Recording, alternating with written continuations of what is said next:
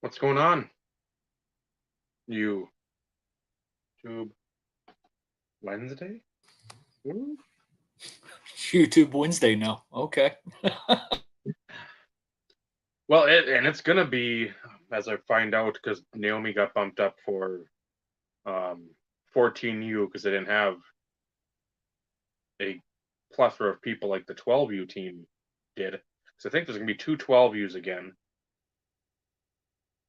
And first, that's Steve, Vinny down there, and Michael back with us again. Very happy for that.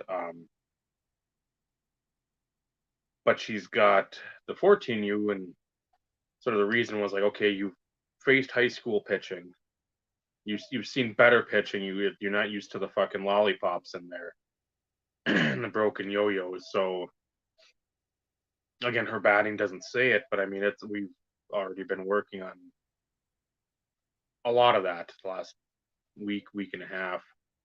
As the weather finally has gotten better, we can actually go outside and not fucking hate life, where it's like 35 degrees and a 20-mile-an-hour wind, and it's from the north, so it's a nice warm wind. So Said and those nobody. yeah. And what days do those games fall on? Tuesday.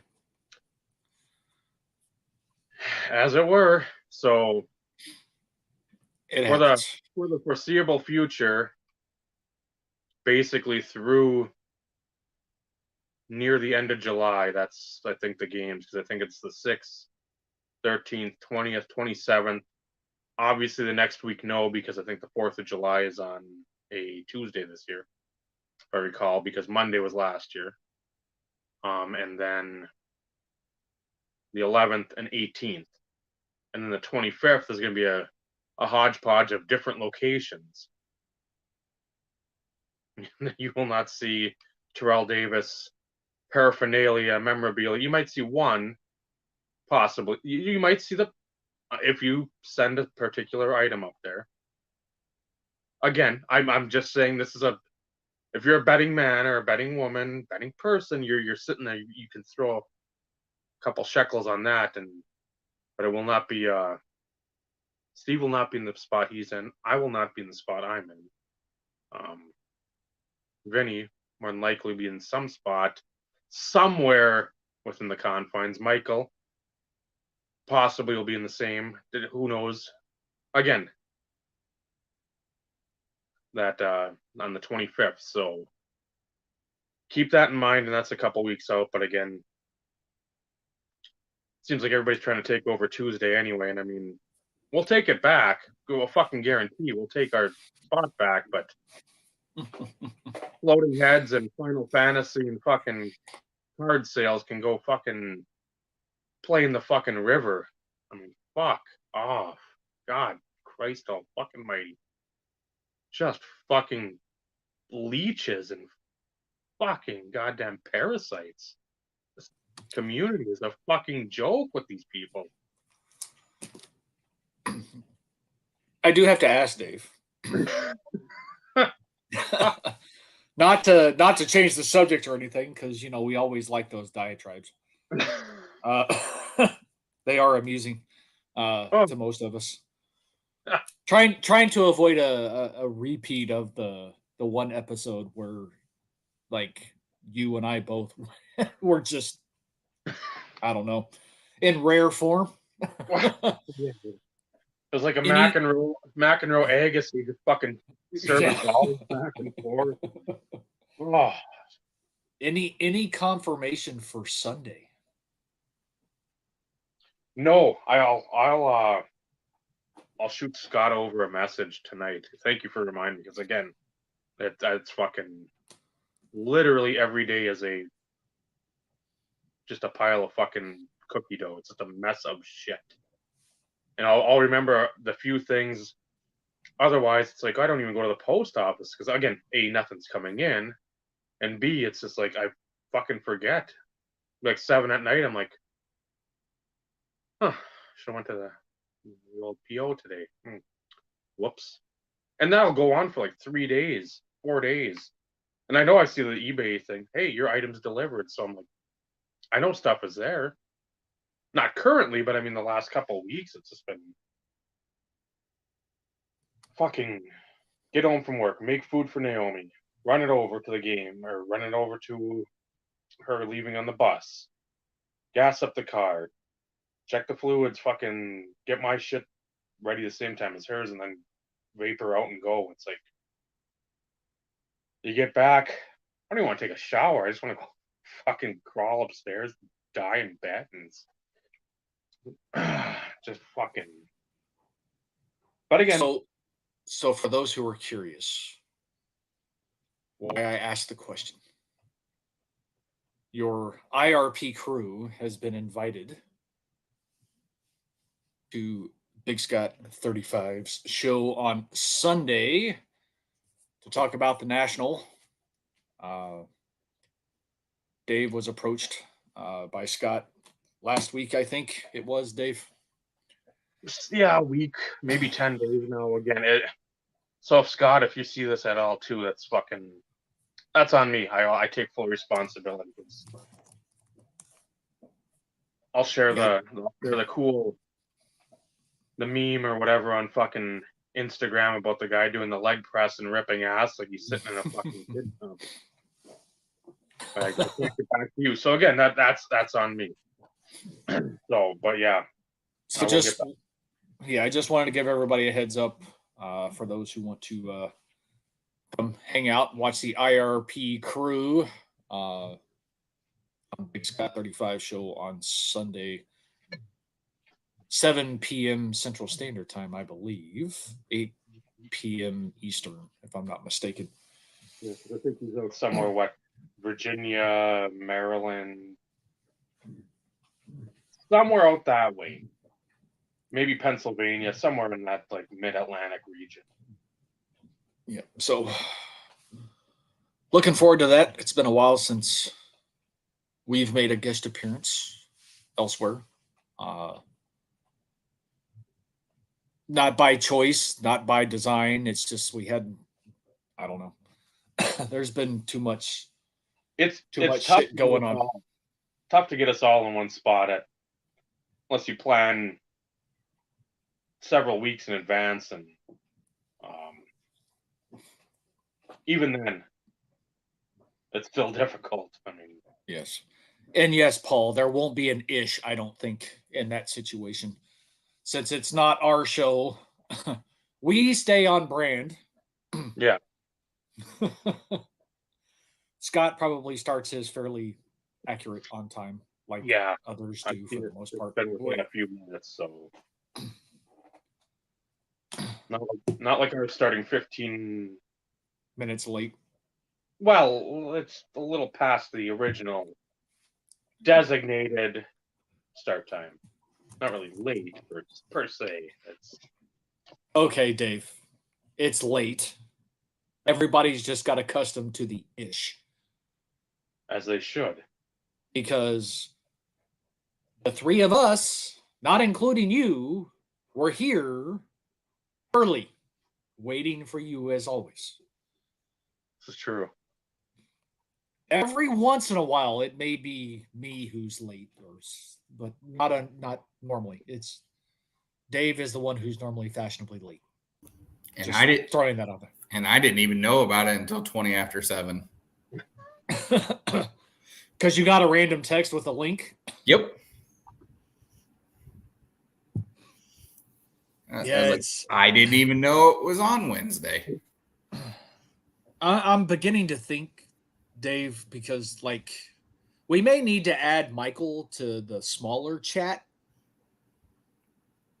So maybe you may not. So you're not. Okay, never mind. I'm cool with the random message with the link in it. I know I do it through Messenger because I love you all. I hate group chats. Not a chance.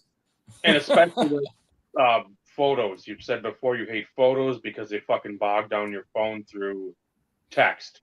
But Messenger, the shit comes in like Messenger's great. I've got a group chat on Messenger with 2 of the people I work with, and it's just full of the dark abyss of the internet. We just send memes and videos back and forth to one another. We don't actually have any kind of discussion. There are no words in it. It's just pictures and videos. Sort of like the Instagram one with all of us, and I pepper, and then I don't even send them to you because you fucking will just throw me under the bus and say, seen it like 8 years ago. Where have you been? Yeah. And I'm like, looking for Josh Johnson. That's what I've been literally doing. So I don't. Yeah. If I'm seeing a midget, there's somebody that's crippled trying to like dance with like 2 crutches in the rain and then slipping on the road. I've already seen 5 versions of it at that point. Yeah. You've seen the remix. You've seen like the one with a meme where it went to like outer space and all that stuff. And yeah. I have not seen him at all, and I am cackling because it's new to me. Especially that one with the leg press. That one, oh my god! I showed that to people at work, and people are like, "That's fucking horrendous." It's amazing. What's interesting is I end up watching them all. I may wait a bit because Dave has a tendency. It's like, depending on the time of day, you always know when Dave's on the shitter. Okay? Yes. And don't lie, Dave. Don't lie. Because it's like... It's probably 65% of the time, that time. Other times it's just... If I'm sitting here and I'm like, oh, I don't want to look at that, I'm just gonna like. Well, in the evening, I mean, in the evening time, I get it. You're kind of vegging, you're kind of laying down, you're kind of winding down to get ready to go to. Those I get, but random ones during the day when my phone just I'm like, all right, Dave's on break. He's in the bathroom, and I told him, because he's like, do you ever watch? I said, no, I've seen them all. He's like, oh, I'm sorry. Thinking that I'd like seen them like you in the past. I'm like, no, I watch them when you send them. On occasion, I may have seen one randomly as I'm thumbing through Instagram, but I don't seek them out. So it's nice on occasion when I'm having a shit day every once in a while to come across one, and it's like you get a good little chuckle out of it. So I'm okay with that. But I am not Michael and have seen him like 10 times or 5 years ago. I'm not that good. Yeah, I mean, I was this close to blocking Dave on IG.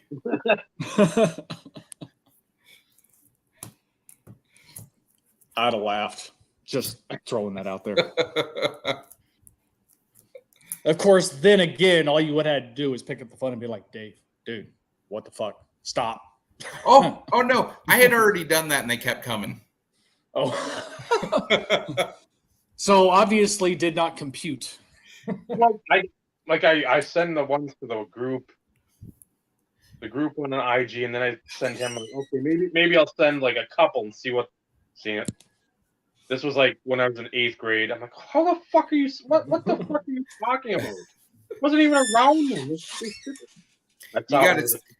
Because of the stuff that I've watched, my algorithm just constantly just shows me all the most fucked up stuff you're ever going to find on the internet. And that's just what I see in my feed all day long. Because that's all these social media things have become now. You don't actually see the stuff posted by the people you know. It's all sponsored or suggestions. Yep. So I watched 2 or 3 screwed up things. The next 47 are going to be screwed up things. Yep. And I enjoy it thoroughly. The kids getting hurt, I love that. Yep. I've been following that page for a couple years now. If I would have known it a couple of years ago, I would have been right with you, because Trista's like, she enjoys children much more than I do. Yeah. When I see them getting hurt, I mean, not like fucking like maimed, right? But I mean, if like, there's the one kid on like the bouncy thing and the fucking spinner deal comes, he sort of crawls over, and then the next one comes and fucking just wipes him completely out. Yep. I love that. I mean, I fucking laughed way too hard at that. Or somebody releases like the little, not a wagon, but the same type of fucking little car that you go in, and okay, now there's a little hill. The kid pushes it, they tumble and fall, and the other kid's going down. I'm like, please crash. I mean, I want to see like Wipeout just fucking barrel roll, and Yeah, he's like, how can you say that? Yeah, there was one, probably 3 or 4 months ago that made the rounds, and it was of a kid riding one of those scooters down a sidewalk and rides right into like a big metal gate and just clotheslines himself, and it's amazing. I might have seen that. I actually might have seen that because there's a couple that are out there from like the, not surveillance cameras, but sort of like it's from home security cameras. Yeah. Yep. Yeah. Like the ring or whatever. And that's what that one is. Kids are resilient, man. Come on. They are. They bounce back. They're one of the guys I work with. He went over to Poland. A little odd, but I mean, we like a lot of the same type of stuff, like the World War II and all that. He's still got friends over there, so they're sending him like Ukrainian videos from the war. And again, he's on Reddit all the time. I'm not. I don't know how to use Reddit. No.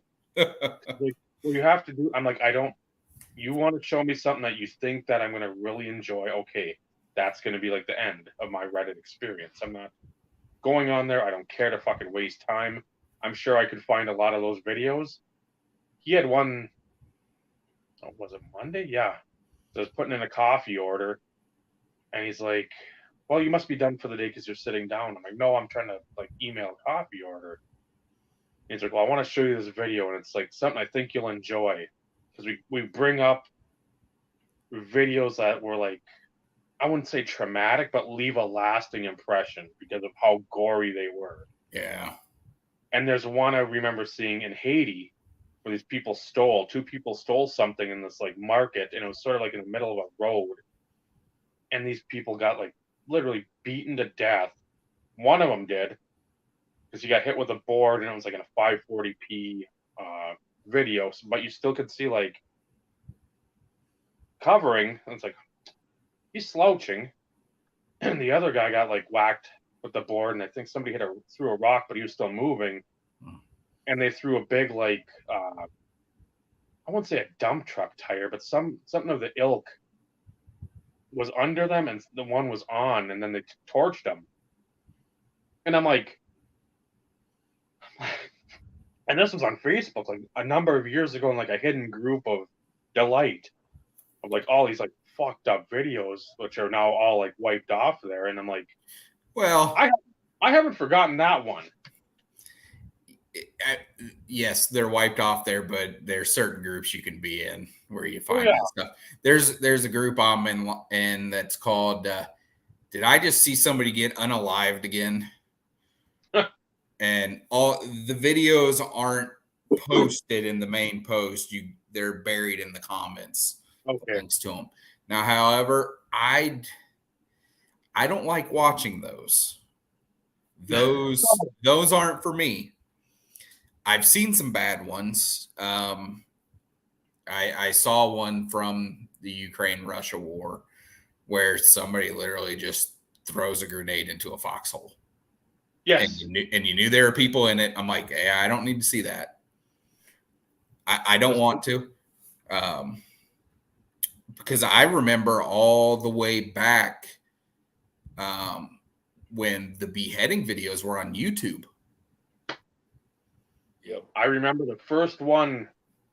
And I saw the first one. I saw it one time, never saw it again. Nope. Yeah, it made me sick to my stomach. Yeah, I didn't. I don't like that. Nope. Yeah, that's like the faces of death. Yes. Yeah. Shit. Yeah. I remember seeing the copies of that at a local video store called Video Showcase, where it was on the shelf, but it was the cover of it was like blocked out and it said like 18 and older, stuff like that. So of course, as a little kid, I'm like, I want to watch that. Well, of course, not realizing what you're about to witness potentially. A lot of people getting taken out on train tracks. Well, I've seen talk of that, and that doesn't bother me. No. Just because most of the time they're dumb enough, or they're in a state of mind where, and I don't mean mentally, but they're drunk. They're under some drugs, or they're not thinking, and like, oh, I'm going to take on a train. It's like, well, no, you're 110 pounds soaking wet because you've been on meth for the past 10, 15 years.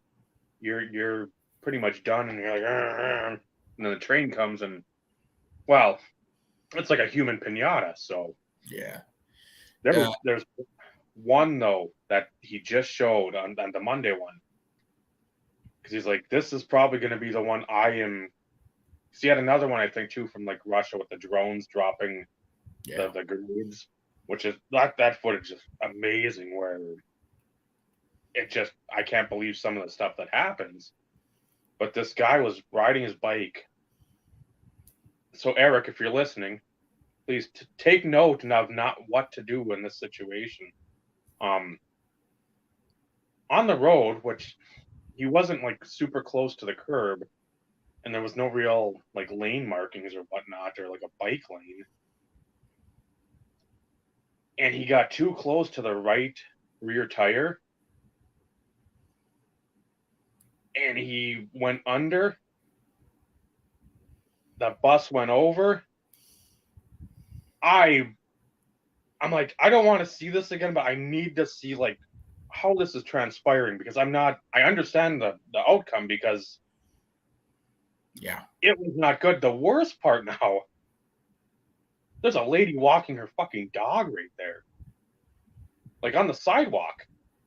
So I mean, she gets like the Gallagher spray, because it's one of the fucking grossest things I've seen. And that might be one I remember, but it's not the Haiti one. That one's just burned, no pun intended. Well, in my brain. Well, do you remember seeing the Gaddafi footage when he did not? You could tell the look on his face of sheer terror. He could not understand what was going on at that point. And I mean, they were brutalizing him. Mm-hmm. That's a video I'll never forget seeing. Yeah, that's another one that's ingrained in the memory bank that will never go away. Yeah, you can't unsee that one. No.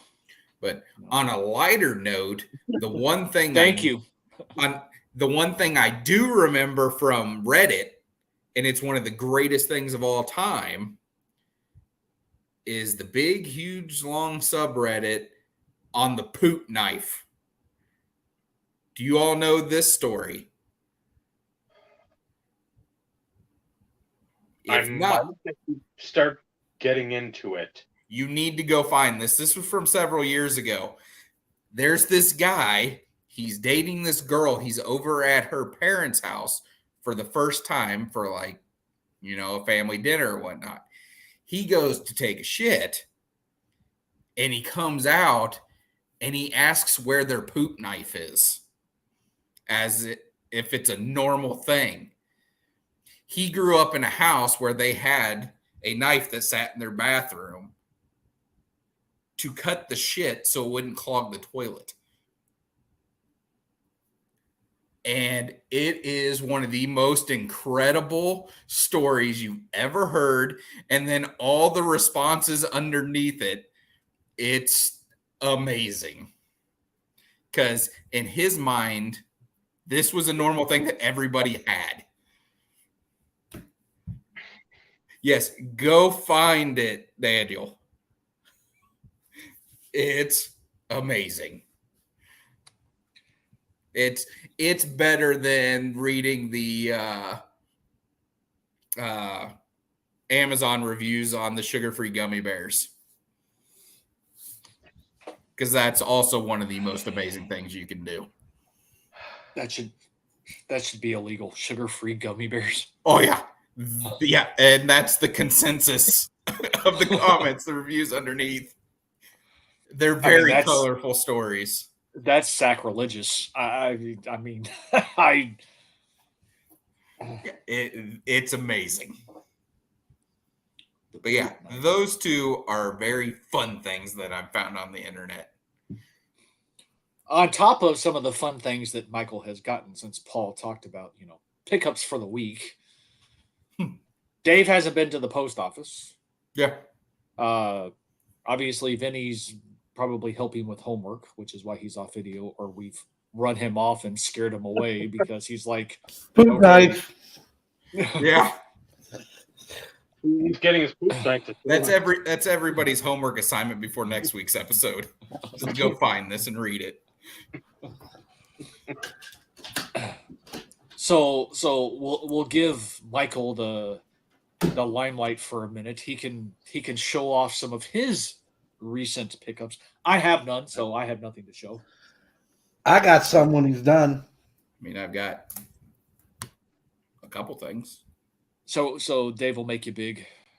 Okay. I don't feel like doing it. I showed these in the pre-recording, but made a trade for these. Anybody that knows my collecting knows that I love Topps Factory set or any Topps paper parallels. But this is a BJ Raji from 2011, numbered out of 75 or 77. And then I also got the Randall Cobb rookie card, numbered out of 77. I traded one of my duplicates of Clay for those two. And then this beauty right here, pull it out. That's what she said. Yep. This is much more impressive than that. But yeah. That's what she said. 2020 flawless gold patch autograph out of 10, Brett Favre on card auto. But the amazing thing, it is a 2020 card, and I don't think it's gonna. Can I get it? Yeah, it isn't focusing enough. But this is a game worn. That is a crazy card that I was super happy to come across and get for a solid price. But that is all I have that came in. I do have two cards that have been purchased this week. One of them is currently going through eBay's authentication process, so that one will be taking a while. I think it just got there today, so it'll probably be a week or so before I get it back. But then I bought a card last night that I am super pumped for of my favorite current Packer, Aaron Jones. I got a really cool card of him coming in, but that's all I've got. NFL logo shield. Huh? NFL logo shield. No. Okay. No, because Aaron Jones doesn't have anything game used, so I'm not buying it. Didn't think that would be on your radar, but at the same time, I thought I would ask. Nope. No, but when you do see it, you'll be like, yeah, that's a Michael card. Dave's seen it. He knows. I mean, I went through the checklist of. Yeah, I saw it. And yeah, that's it hits all the spots. And I love it. Aaron Jones is such a good dude. So I'll now turn it over here to Vinny. So I got a box from ComC today that I had to sign for. That's a first. It contained like 5 shipments in one, and I guess they just combined all my orders into one and shipped it out. So that's probably why I had to sign for it. So that was new. But that contained these, which I never thought I'd get my hands on, and all of a sudden they were all on ComC. So the 2021 Signature Series from SP, numbered to 49, the gold versions. So I got the regular versions. These are all the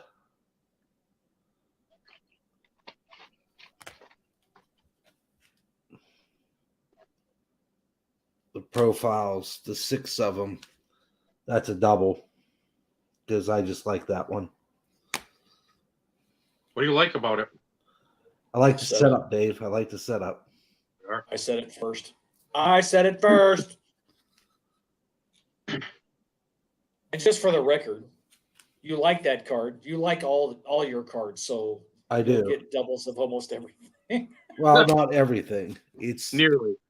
it's this uniform here. That uniform before they went to The Robo. this thing, which the I Robo Penguin or just- whatever you call it. it's the Robo Penguin, the Flying V Penguin. It's like my least favorite. But the fact is, he has a lot of cards in it, so I look for the ones with that jersey, which is the alternate to that, and then of course there's the one that has the Pittsburgh down the center. So got those. Most of the stuff wasn't for me, so I bought this from somebody in Alaska and I never got it. It's numbered to 25. And the thing about it is if you see that gold, it's a seam and it's raised up in there. So it's pretty cool. So that's out of 25. I like that card design a lot. Yeah, there's a regular one that's not numbered. This one's numbered to 25, and then there's one numbered to 10. And then out of 0506 Ultimate Collection, That's a nice one. I won a lot. But what is it? A lot? What's that term? A lot. LOT Baduki is Thank you. Puff Bear's nomenclature for that's it. Specifying. Yeah. So that one was cool. Have not heard that in a long time. Yeah, very long time. So there was actually that one was cool because it's 17. And this was in there too, so I got 2 of them.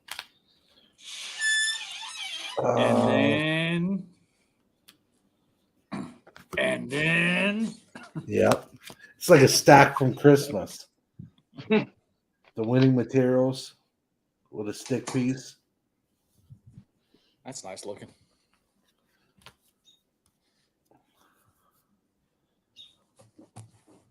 An interesting trio. Lemieux and Bossy. I got you. Roberto Luongo.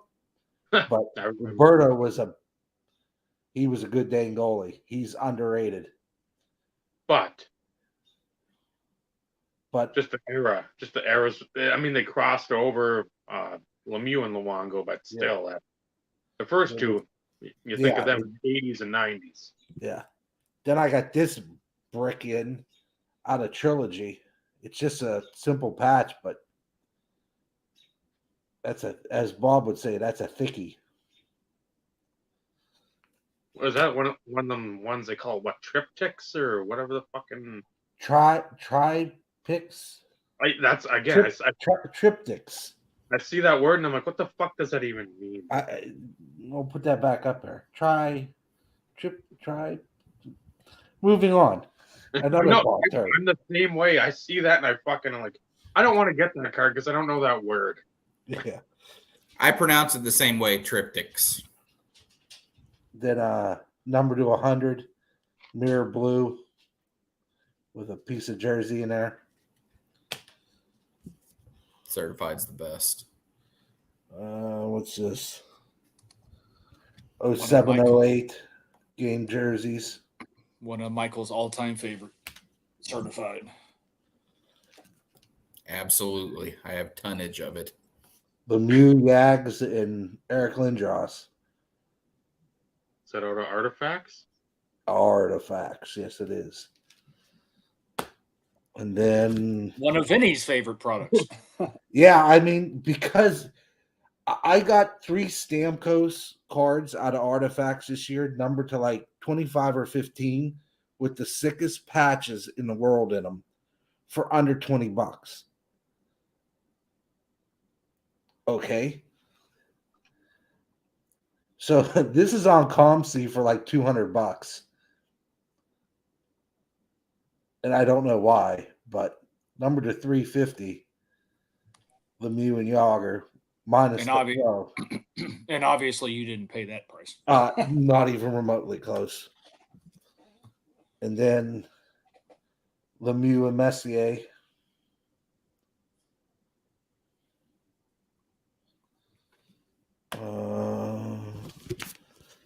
This thing's just a little patch piece. There's one like this with a stick out of, what is this? SP Game Used 1415. There's a version with a pocket or a stick and a version with a jersey. And then Thank you, Paul, for the Googlage. that's from Sweden. This is part of the Sweden deal. And then that's out of Fleer. I can't think of it. It's not Fleer Retro. It's Fleer Legacy, I think. Yeah, I want to see. Yeah.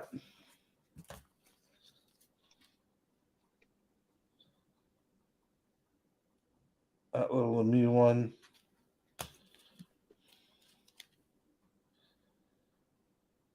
That little guy there.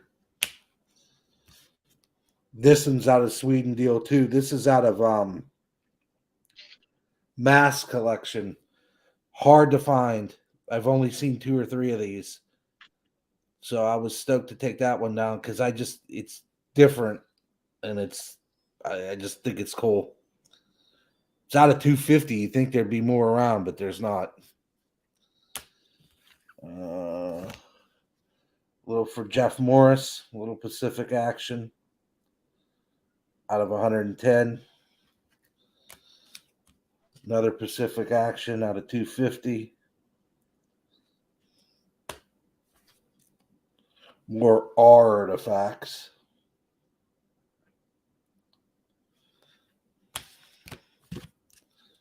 One more Pacific. This one was a tough one to find too. Doesn't pop up much. And then almost lastly, I don't buy too much ITG stuff, but I like that because I know that's a Coho stick.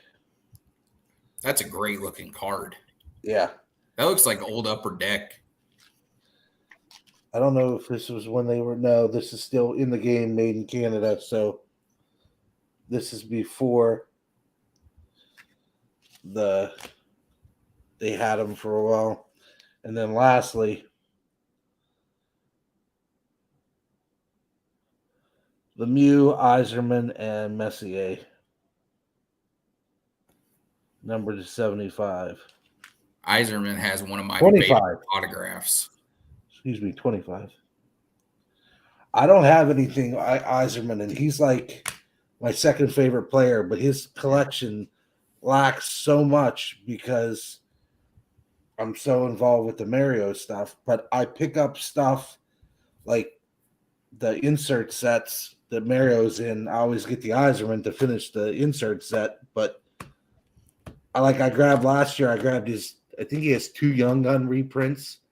I think I grabbed both of those, and I'll grab stuff when I see it. But I got 2 of his rookies in a SGC 7 for like $20 a piece in an auction. I'm like, wow.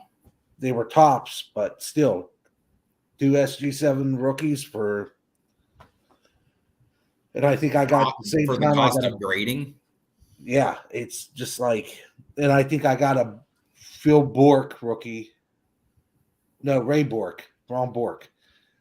Ray Bork rookie for 45 in an SGC 8. which is from 1981, I think. Don't quote me on that, but I'm like, Paul will correct you here in a minute. yeah, you got a 40-year-old rookie card for $45 in an 8. I'll take it. So I got more, but I'll save that for another time.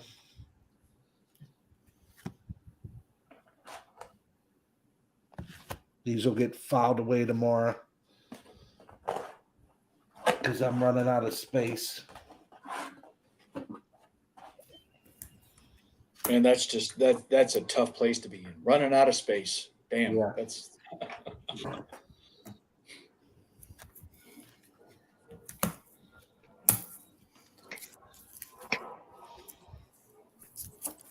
So the question is,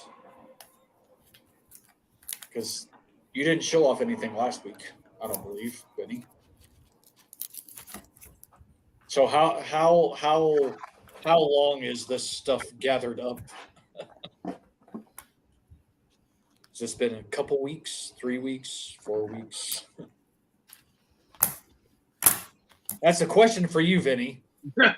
Oh, I thought you were talking to Dave. That's So did I. who. That's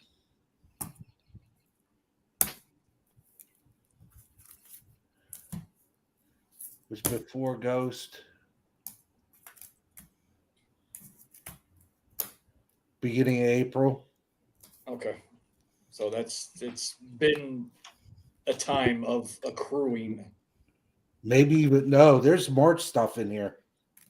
So yeah, no. Yeah. No, this is February too. So end of February. I haven't showed off much. So this is everything since the end of February that I just cataloged recently. The only thing that's not in here was the Tim Horton stuff, which I already did and put that in that I showed when Jeff was on. Mm-hmm. And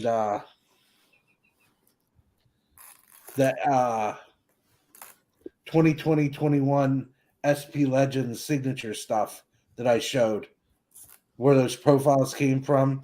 That was when I showed the Future Watch acetate that I got, my first card that went through the, and I lost a card out of there. The dominant digits to 99, I can't find it. I never put it in the spreadsheet, and I'm like, I have no idea where this card went. So I have to locate that because I have a good, less the autos, I have a lot of those cards out of there. Instead of buying them at $200 a box, I got all the stuff I want for less than 2 boxes. Well, I take that back. I bought the first acetate Future Watch, buy it now, and that went through the authenticity process. So that was, how much is that for eBay? What's the threshold? 200? It's $250. To be honest, it's completely random because I've bought cards under $200 that have gone through it, and then I recently bought a card that was close to $300 that didn't. So I think it also is based on seller's reputation. I think that a lot of the big time power sellers, their stuff does not have to go through the authentication process. Interesting. Yeah. Because that guy, I can't remember how much feedback he had. So, and like I said, that ComC order, it was in this box with 2 little, half of it was filled with top loaders, and the other was one of those 100 count boxes, the little one, stuffed to the gills with penny sleeves and the little sheets that hang out. So I de-plumed those to make my whisk brush, as Cardboard Underground would say, and put those in top loaders. And I used up all my mags for everybody else because I don't use mags. So every mag I had, I think I almost used. So everybody's gonna get some mags for Christmas. So in other words, so much for me getting all the extras that you had. No, you're getting most of them. Anyhow, I need some of the thicker ones, anyways. yeah, But then again, they're thickies. for the most part, with what I had, I'm always going to show those when they're within arm's reach. un momento. Let me. Oh yeah. My Kevin Greens. Yep. R.I.P. This Master Strokes is so pretty in person. I remember when he passed away and those jagoffs decided to jack his prices up. Oh, yeah. It was in a matter of moments. Like I witnessed like stuff I had looked at because my middle brother loved Kevin Green. And I was like, one of these years I'm gonna buy him one of them for Christmas, I think. And they were like 65, 70 bucks overnight, $300. Yep. It's just like, dang. And you know he signed a lot, so it's like, come on. Yeah, he started signing a lot the last couple of years he was alive. He has a lot of Rams autographs out there. Is there? Mm-hmm. Well, Yeah, he signed for I think he has a bunch of Illusions out there. He's got Contenders. He's got Impeccable, Immaculate. He got stuff in all those products. I don't believe he signed for Flawless. If he did, I just don't remember. But for the longest time, you either had the really old Carolina Panthers autographs with like piece of the helmet or something in them from the face mask. You had those, or you had the Archives fan favorite Quiver and Quake autograph, and that was it. That's all you had to choose from. And a little known thing about the Quiver and Quake set is with him and Greg Lloyd, there is a version where they both inscribed Quiver and Quake on them, and there's only 10 copies of each. nice. And I don't have one of those because anytime they come up, they sell for several $100s. I'd imagine. I haven't looked to see what his stuff sells for anymore. I don't know what the last one of these sold for. I would think it was probably around $100 or so. We'll take That Master Strokes is a pretty expensive card. It's over $200. Yeah, that's kind of like the minute that this guy passed away. Yes. This card shot up, and you started seeing more of them popping up. The duel of Brown and TD. Luke sent me a picture of his copy of that card. Yeah. He's like, I'm glad I don't have to buy one now. Yeah, and I mean, I've had mine for, I think that was a pickup early on in my YouTube career per se. Yeah. Wow. Michael, there's a Lloyd on here for 200 bones. Just the regular one? Yeah, it's just a regular one. That's crazy. And then the not signed one's $3. Yeah. Here's a $3 one with the green. I guess you got to put Quiver and Quake with an ampersand because nothing was coming up. Yeah, I almost want to say that the best way to search for the autograph versions is just type in fan favorite along with the name. There's some really cool cards in those sets because there's LT has one, Lawrence Taylor. He's in there. I've got a copy of Alan Page, Purple People Eaters, that I absolutely love. It's one of his early autographs before you can't even read what he puts anymore. Yeah. It was funny. As soon as you said that, I was like, wow, that's kind of. Yeah. Yep. I love the fact that it says Purple People Eaters on it. And Yeah, I've got the autograph version of that somewhere. It's over in a case or something. Yeah, that's how I. The Three Amigos from Denver is in that set too. Is that Mecklenburg one of them? No, the Three Amigos were the receivers: Vance Johnson, okay. Mark Jackson, and Ricky Nattiel. Was Mecklenburg part of the Orange Crush? Is that what? Orange Crush. Yeah. And his card in that set, I believe, actually has the Orange Crush notation on it. Yeah. Yeah. The most expensive card from those sets, I believe, is the Joe Green from the Steel Curtain. It sells for an astronomical amount of money. I can believe it. The last national I was at, there was a copy of it there, and the price on it was $600, and that wasn't far-fetched. I was like, that's actually pretty solid pricing. Because there was a guy that had all of them, all of the Steel Curtain cards. He had all of them there, and he had a Greg Lloyd Quiver and Quake, but he did not have a Kevin Green. I'm pretty sure, Vinny, the jumbo that I sent you from Fan Favorites was the Steel Curtain. It was. One of the 5x7 jumbo box toppers that I pulled. That down. I was going through stuff today. I was condensing used top loaders. I had 3 containers of them. And then I said, well, let me use all these mags. So when I got that ComC order, it said, what deserves a mag? And I'm like, some of this stuff deserves a mag.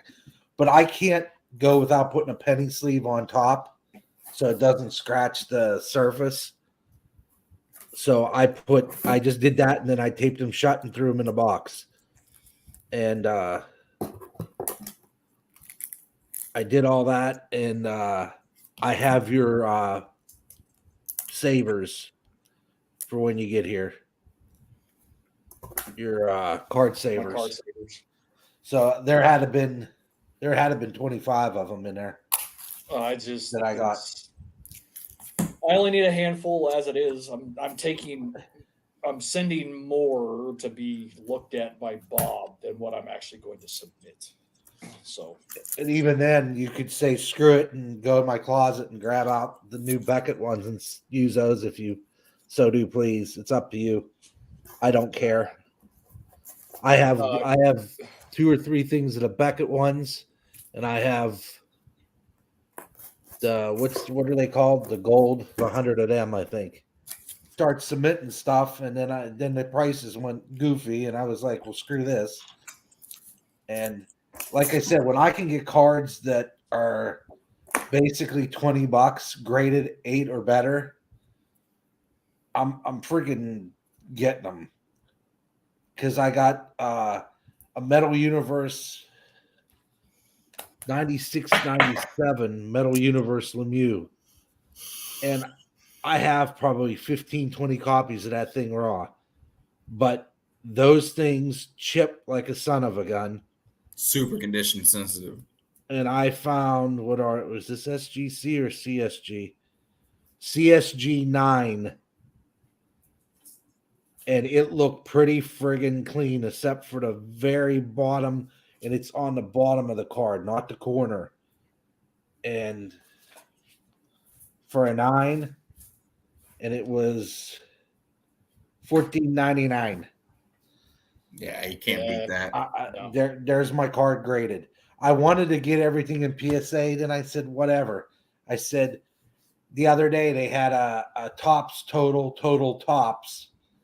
That harkens back to a Christmas episode, because I remember I didn't realize he was making fun of me at the time, but I got Dave, I forget, somebody that he collects. It could be anybody, as you know, with the broad stroke of the brush. But he's like, innovations like that with that name is why Topps is so missed. And I was like, yeah. And then Ghost started barking. I'm like, agreed, Ghost, agreed. And at the same time, after the episode, watching it for maybe the 17th time, I was like, son of a gun, Archer was making fun of me on that one. And I just went with it like a dummy. But that was the 2021 Christmas episode. Dave has his moments from time to time. Yeah, he slings them in there, and you have to watch the replay to realize he's zazzed you. But anyhow, the Lemieux in a BGS 9.5. And people could say, I don't want the Mylar baggie and all, whatever. Let me, as Dave said, let me drink my with my straw because I chipped my tooth and my pinky up in the air like an aristocrat. Whatever. A card's a card.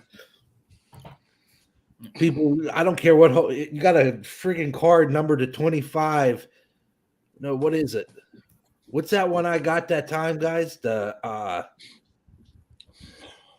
when I consulted you guys on that it's numbered to like 5 or 10, and it was in a goofy hole. It was in like a mint holder, and you were like, buy the freaking card. It doesn't matter if it's in a mint holder. Yep. It's numbered to 5. Yep. Yeah, I don't know, but I'm trying to sit there and think of how many numbered to 5s that I've remembered, because the only one that sticks in my mind is the Mirror Emerald. But that's the only one that sticks was out. raw. Hey. Oh, of course, Dave has it. Yep. We're twins. Twinsies. Yes, I know. Don't ever say that again. Man, it's just as bad. I don't remember what it is. It could have been like, was it one of the SP Authentics or something? The No, black it was- parallel. I don't remember. Son of a gun. Who is that, Dave? Bobby I Lane. can't read it. Oh, yep. Now I see it. That's The one only I've reason I never knew seen that because he got that card for Bob for Christmas, and I remembered the name.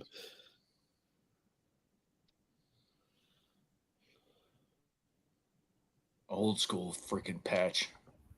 That's a nasty patch. Dave's going deep into the Woo! Archie. That's a nice one. That's beautiful. Wow. Triple I'm on 3-color delay. patch. That's a fucking beauty, man. What was that number to? Probably jersey number. Nope, 25 on that one. Oh. Yeah, I would have expected lower numbered. That's a beaut, man. Art That's a Month. monster. And he doesn't sign much of anything. Nope. God, and he was so good. So underappreciated. Is that Christensen? Bolitnikov. Bolitnikov, okay. Dave's favorite brand. Is that to 5 or 6? Sick. Eat 6. your heart out, influencers. Eat your heart out.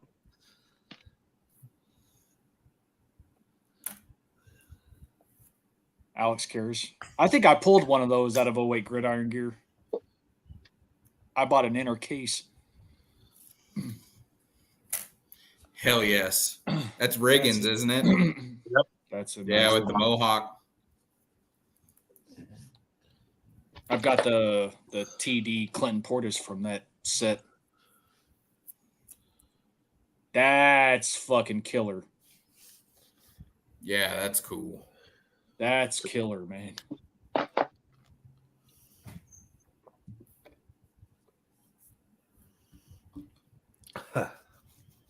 Fuck. To 25, yeah. Jeez. I've seen a lot of your shit over the years, Dave, and this is definitely stuff I don't remember ever seeing.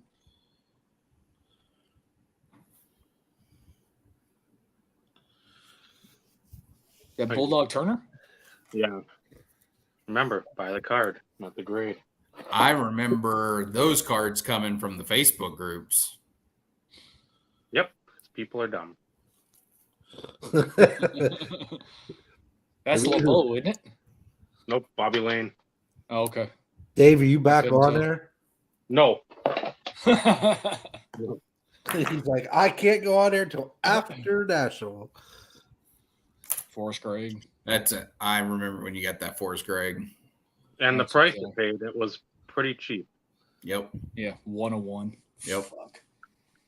That was what, $75, I think. Yeah, it was something like that. I know it was well under 100. Karis again.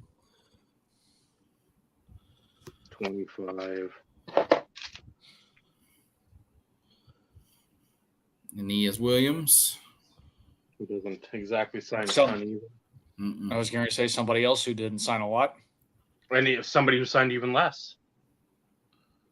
Yeah. Oh, Cortez That's Kennedy. Yeah. That Was his only. That was his only auto for like the longest time, if I'm not mistaken. Mhm. Yeah.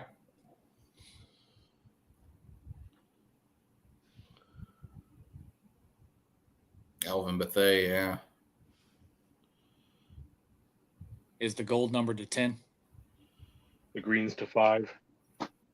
I was gonna ask, but I had a feeling it was gonna follow like Leaf certified type on the green. But Yeah, before Panini decided to make some of the greens out of 3. yep. That Alex, I don't even know. The W, it's like Wojciechowski, but it's not. For the old Lions. 36. I know. I'm sure I've showed a bunch of these before, but again, it's Yeah, been a some while. of these I don't remember though. Jurgensen.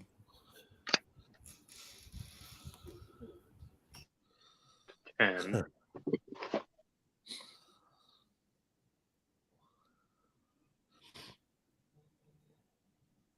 Yeah, that's a nice one too. Damn, seriously, number to 50? That's surprising to me. I know I've shown that. Dave's favorite product. 06 Okay. NT. Okay, and mine. I'm not gonna lie. The best, I think, of all time. But if I had to pick favorite run up until probably this year is the fabric of the game. That one's still like 50 as well. Yeah, they kept that one fairly fresh. You're on mute, Michael, by the way.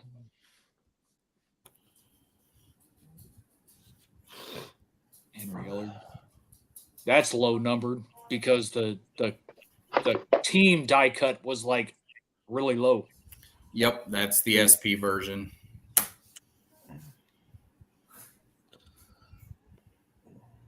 Hard to see the. It's the Viking head cut out. Yeah, it's the logo. Mm-hmm.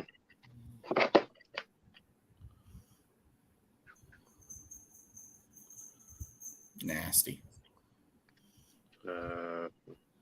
45 on that one. And Leap Limited. That's a nice looking card. Yeah, it is. Who's that? Clean. Bambi? Bambi and Gates. His auto, Allworth is another one that's not exactly a easy find. That's Wow. a nice one. That's a very popular set these days.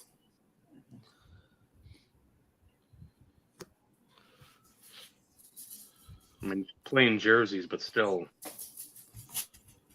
Rosie Brown, Jim Parker, and Bednarik. So. All game used too, I'm sure. Yep. I know I've shown this one before. I like this one. I like. So I didn't get a lot of ultimate.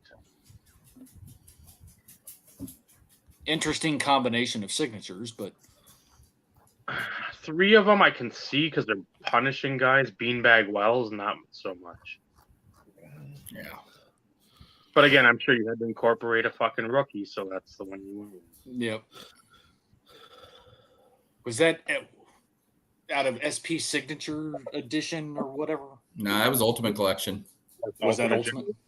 Ultimate Generations. Because I know like they had SP Signature series, or I don't want to say a Signature Edition. No, Signature Edition's correct. Yeah, they had that for a while. But it was all like mostly duals, triples, quads, 6 ways, 8 ways. Yeah, I got a Mike Sims Walker in 2-3 weeks ago. That right there, I remember when Landry cards and his Fedora getting put into cards. One of the hottest things since like fucking sliced bread, man. That shit, those things were nuts. That's a fucking That nice is one. gorgeous. That's a fucking nice one. Like I said, influencers eat your heart out. Yeah. Yeah, the one guy, I think he had put more of the, and I'd shown, I think, in the show, just some plain stuff about a month and a half ago. Same guy from Virginia had found, I think, a little bit more of what he had, but all this shit, that 06 NT from him, I mean, he fucking had, I think, a month and a half run of shit where I'm just like, I'm spending hundreds of dollars every week, but I'm like, I'm not seeing this again. I have to get it because it was stuff like this. Damn. So that's what is that Singletary, Lawrence Taylor, and Ronnie Lott, right? Yep. Fuck, So that's a beautiful card. What do I want to get? Do I want to get something current, or do I want to get this stuff, which I half of it I've never seen? Because again, it's the same. There's Franco. something for Vinny's pleasure. Yeah, boy. I mean, a lot of the stuff off fucking the Facebook groups was just, and stuff like this was like $15. It's like, really? Nobody's gonna bid higher? I mean, I'll bet even more. But No, take it for the starting bid and rock bottom prices, man. Good deals only, remember? well, that's the thing. People are fucking. It's like a quarter on some of them, $1 on some, 50-cent increments, and it's like they go up a quarter. I'm like, I know what I'd pay. I'll put like 20. Okay, somebody goes like 21, then I'll put like a dumb number because I'm like, I know what I want to pay, but I'm still paying under what I want to pay. I'm getting the card I want, so they're just dumb. Take your prisms and your fucking and whatever extractor shit. And who the fuck's in here? Singletary, Taylor, Teddy Hendricks, and Lambert. A lot of them are Naomi's birthday number too, so that's makes it even better. 7 That's to even 25. better. 25? What was that? 25, right? Yep, 7 7. and 25. Yeah. I think that's how many. McNair, is that Culpepper? Oh yeah. I don't know what the 21 is, but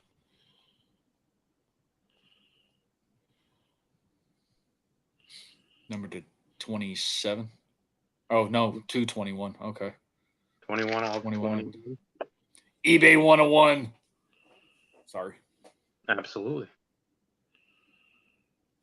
That's killer too.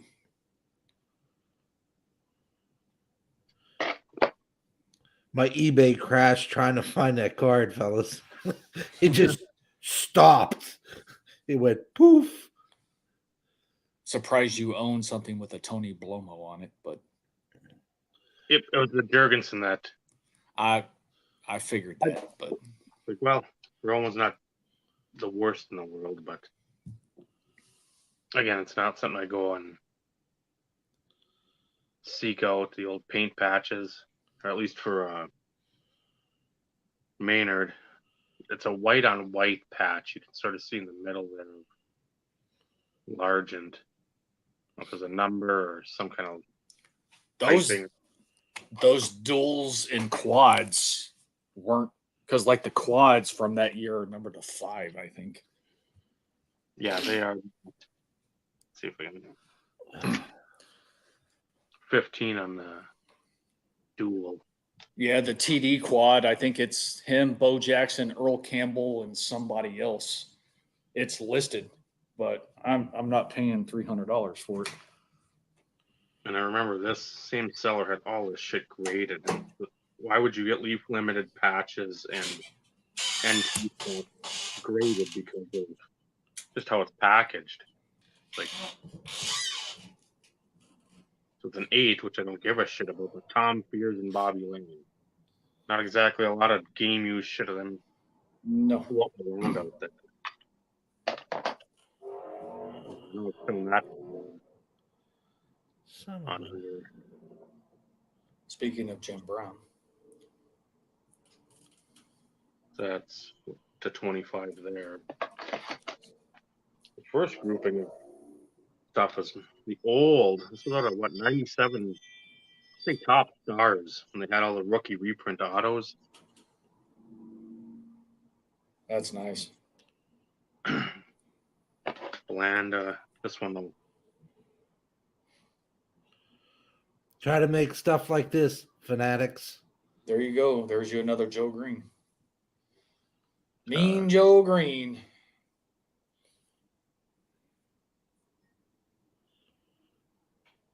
$10. Yep. And another one of the variations in the Landry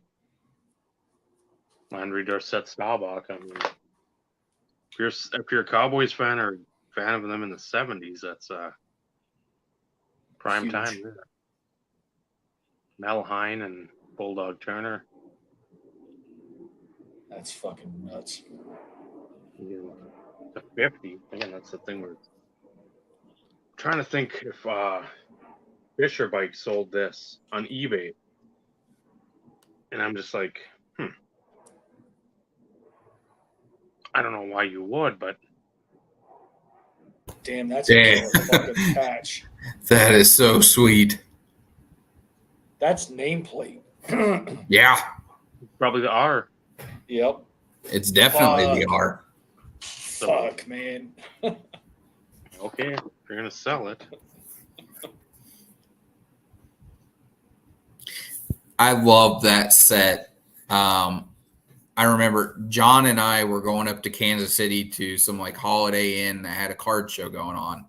Mm-hmm. Well, we stopped off at the mall on the way up there, and there was a card show going on inside the mall, just set up, and I bought a Walter Payton from that set while I was there.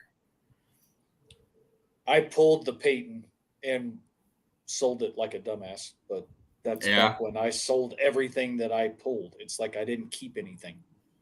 Yeah. Yeah, I ended up moving it in a deal at Ryan's shop at one of the trade nights. One of the 15 variations. Cheap. I love Bobby Bell's signature. And expensive stuff too.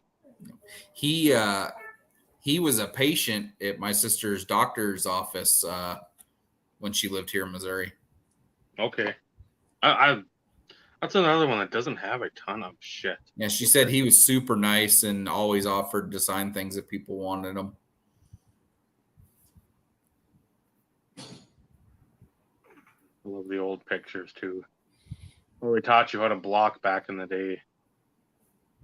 Get those flippers up.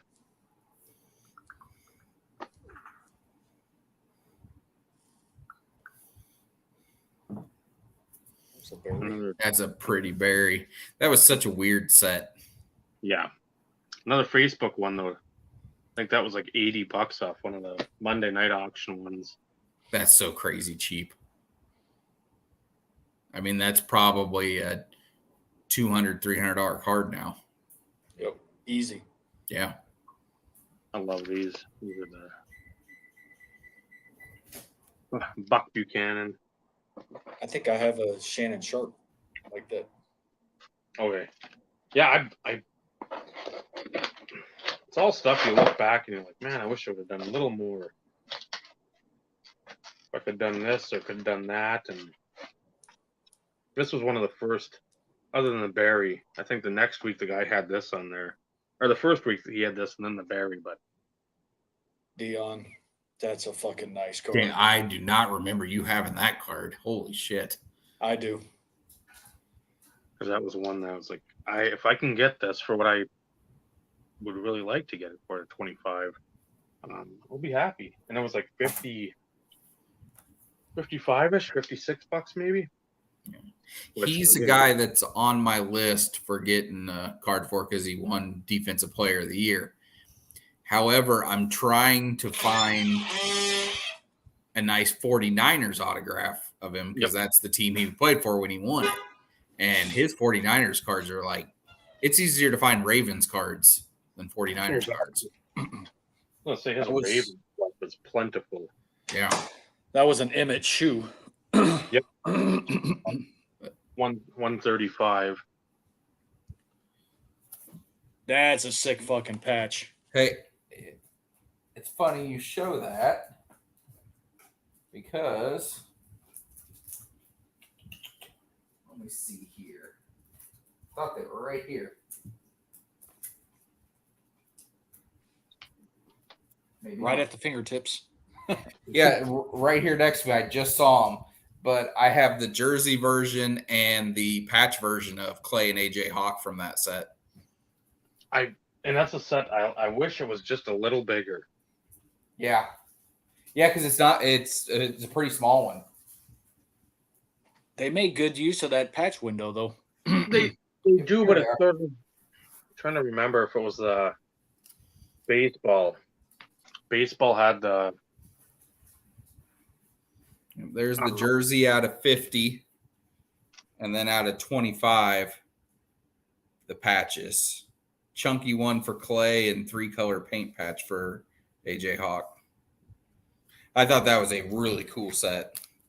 Yeah. And then while Dave was going through all that, I found my Allen page. And Go figure. And then these, you rarely see them. Yeah. The refractor version of these, numbered out of 99 with a cool big serial number on there. But that's a card I love. But yeah, they do not pop very often. No. I jumped on that as soon as it was listed. I bought it. But they were tough. They were tough pulls, though, too. That was the issue. Mm-hmm. Extremely tough. Yeah. Did they come out of what product did they come out of? Did they come out of Chrome or did they come out of Archives? I don't remember. I just know that they were super tough, just for the simple fact that it's an insert refractor. I think it was. I think it's an insert. Yeah, it says on the back down at the bottom, and it says it there on the front as well. Topps all-time fan favorites. Was that the name of the product? No, that was the insert set. That was like all the no-name defense, purple people eaters. Okay. So fan favorites was a product. Well, because right down here at the bottom. Hold on, Dave. Make him big. No, Dave's good. Okay. No, 04 fan favorites. I remember it. That's where the Allen page came out of. That was a product in itself. Topps fan favorites was a product in itself. And you got two autos right underneath the serial number. Right underneath serial number it says Topps all-time fan favorites 2005. So I didn't know if that was the name of the product or if that was just for the insert set. That has to be. But it goes on to say all rights reserved, Topps and Topps all-time fan favorites are trademark of the Topps company. But yeah, I had no idea what they actually came out of. I just knew when I saw it that it was rare. Yeah. Oh, it's okay. So hold on. Let me see something here. Let me log in so I can filter this down a little bit more.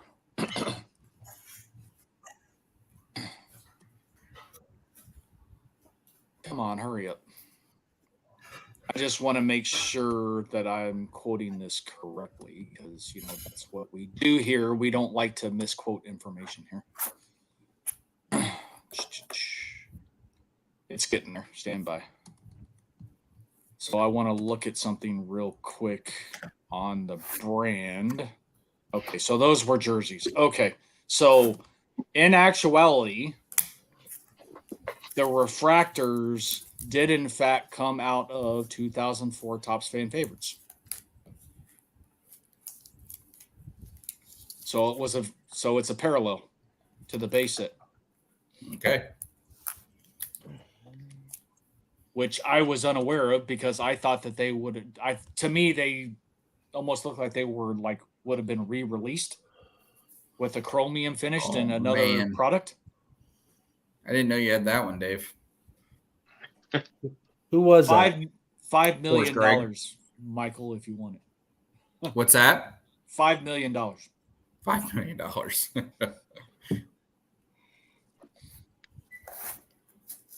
But then I know you remember this one. I do. You got that one stupid cheap as well. He gets almost everything for stupid cheap, though. He went on a run in those auction groups. I mean, it was just nonstop.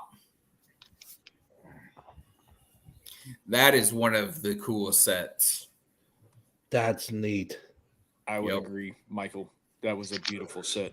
Beautiful set design, deep checklist. Are those all refractors? Yeah, those ones they have gold refractors and they have super refractors. Yeah, it's and they sell for a fortune. Is that Frank Gifford? Frank Gifford. It is. He had that for like $25 on ID one time. Like, okay. Yo, show your hits. It's like, I will take that from you, Ben. Yeah. Some more for us, Greg. This one's 2 out of 6. Or is that 5? 6. Wonder if that's limited. No. There's hundreds of them. More stuff. Free advice for everyone. Try finding these. Yeah. Pretty much anyone after, what is it, 01? No, did 01? I don't know if 01 had them. They might have. But I mean, like 98, 99, you can find them. I think 2000 as well. But like 01 and on, they are tough as hell. Yep. I see a Ronnie Lott every now and then, but that's also the Holy Grail. John Madden is in that set. Mm-hmm. I've only ever seen 2 copies, and RBI owned both of them. I know Kenny, you might remember him from some of the groups, Baggio. Mm-hmm. He's got one. Does he? Because I know he's a fucking stupid, huge Raiders fan. Oh, yeah. Wife got it from the one time. And I think he wound up with one of the Flawless 101 Maddens. Well, that was after he had won that lottery out there. He had a sizable chunk of money. I think he won $1 million in the lottery. Oh, damn. I didn't know that. I knew he was big into playing scratch tickets. Yes. I think it was off one of those type of deals. I almost owned a copy of that Dick Butkus. The 51 out of 51 was on eBay forever, but it was for like $500. Oof. Man, there's a signature you never see. Darryl Green. I was going to say, that's another guy you don't see a whole lot of. No. There's oh boy. There's a couple guys on Instagram that I follow that have helmet piece autographs of Darryl Green that are so freaking nice.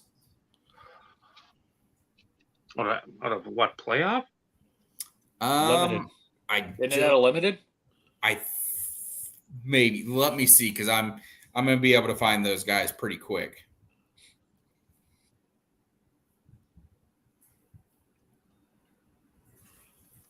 That's some killer patch. Damn.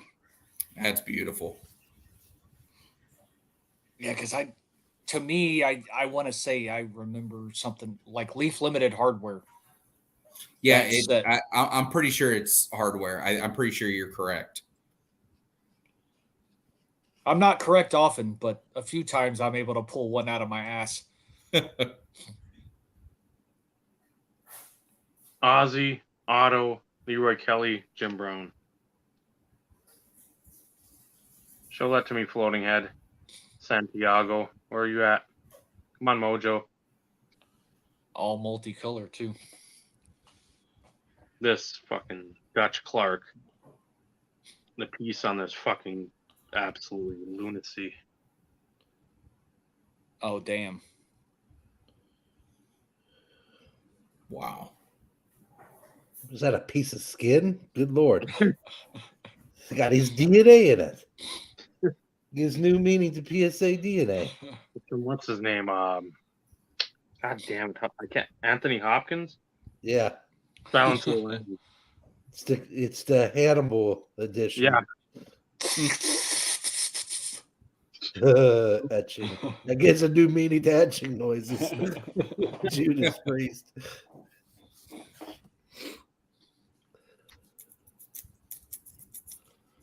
Wow. That's a nice one too. Look at that one on. Is that Barry at the end? Yep. Oh yeah. Yeah, and that's Lord, far. man. That's far in the middle. Yep. Oh. Elway on the. Yep. That's Pro Bowl jersey, isn't it? That's got to be Pro Bowl jersey. Could be. It looks more red than orange. It's red and white. Not the old orange That's- crush. What's Yeah, that number 2? That's got to be Pro Bowl jersey. 25. This was another one I remember in the Thursday night auction. So much for the topic tonight. We're just seeing some killer freaking cards. We're looking at cards that on Lloyd or Lambert. we're looking at cards that you just literally do not see anymore. Yep. And we Hey, got Jeff. Jeff Morris hanging out with us. Missed all the hockey. Now Dave's showing football. Michael showed football. Yeah, but Jeff can still appreciate some of this stuff. Oh, more, too. absolutely. Especially the stuff that he was involved in. If there's anything that rolls in. This one I've shown him many a time. God, that card is freaking fuck. Is that Singletary at the end? Yeah, Yep. Singletary Butkus, and is it Red Grange? No, Bulldog. Oh, Clyde Bulldog Turner. Wow. Jesus H. And again, Yeah, that's fucking killer. under $100 what the card was. I couldn't believe that. Yeah, So not anymore. It's not. No. That's a Yugo. Son of a bitch. That's dirty. Donnie Shula. It got some dirt on that one. Not a fan of the stupid manufactured, but I mean, these are done decently well. Again, this is how many years old? And what, 14, 15 years old. And it hasn't bled. That's unreal. So, Well, I could literally do this all night.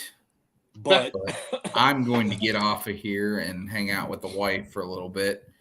But man,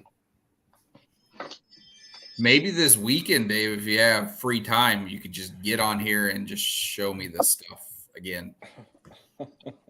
Because I love seeing that kind of stuff. Because nobody else has it. I've never even seen that card. That is a monster card. damn. and it's the worst part about being a fan of the Chargers. I want to collect nothing but like 60s, 70s, 80s Raiders. Because they have so many guys that are fucking like literally insane.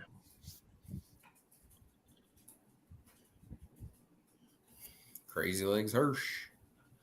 But okay, gentlemen, I'm going to call it a night. I will talk to you all later. Have a good one, Michael. And You'll have to let me know Tuesday or Wednesday next week. It Probably Wednesday. Should be Tuesday,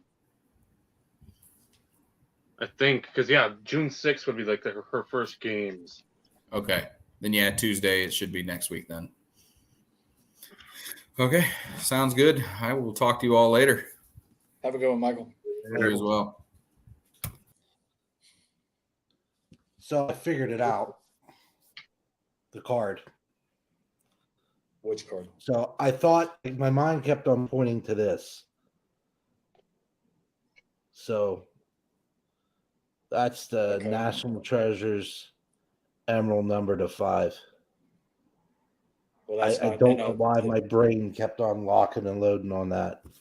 But it's not in a mint. It's not in a mint slab. But my brain says that was the card. It was this. The Prime. Oh, okay. Five. Okay. And So then he was lucky I was off- perusing. Pardon? You were perusing, trying to figure it out. Yeah, because that one corner was kind of but I was like, man, that's number to 5.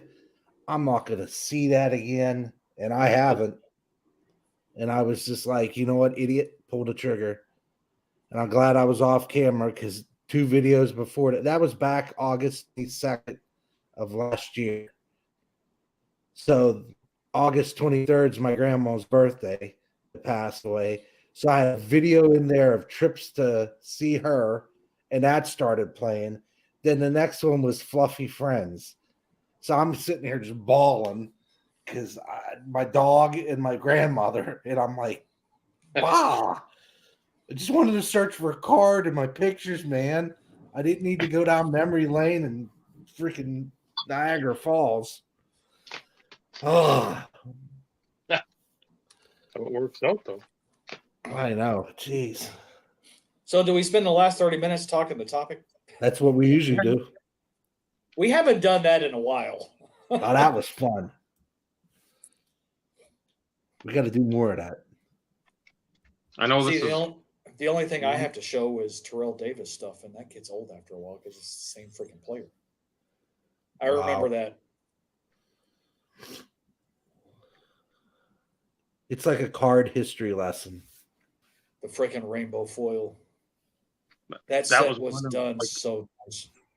It was everybody's favorite. It seemed to be through like the football guys. I mean, Scott wanted them, Wilkie wanted them, Vintage wanted them. I think Dawkins did a little. I don't know if Brett did or not, but everybody it was either baseball or football, and then That's a nice one. I mean, there's a couple okay cards in here. Okay cards. Especially if you like the fuck they call him, Texas Rose. I think this is him.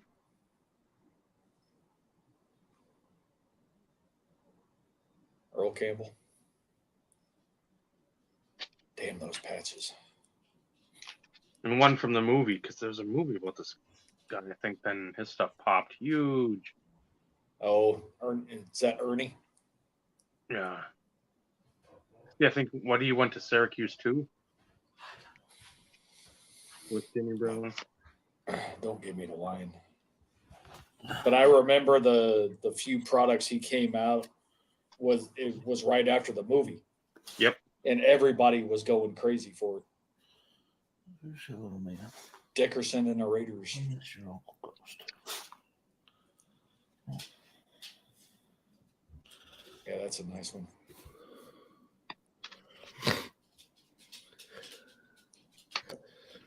And Jeff has confirmed Syracuse.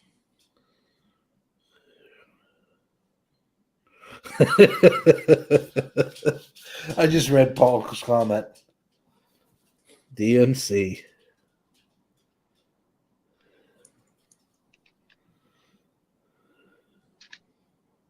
It is good to see you, by the way, Jeff. Another Butkus. I was going to say, is that one of the like the score sort of things. Yeah, Mhm. that's freaking cool. Good luck finding one of those. Wow. That's so. Number That's the fitting. 5. It's got to be the 5. Really? That's 10 pounds of patch in a 5-pound window. Yeah, good luck finding an autograph of him too. Find First African American Super Bowl MVP. to 3. And again, another. I think that was a Friday night win.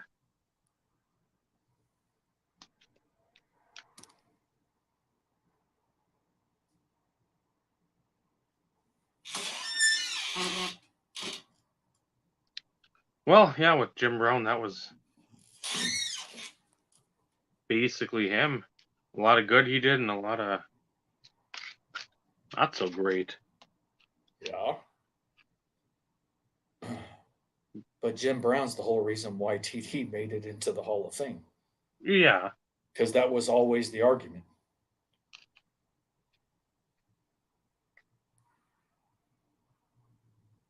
Stevenson. That old 97 Upper Deck Legend set. Good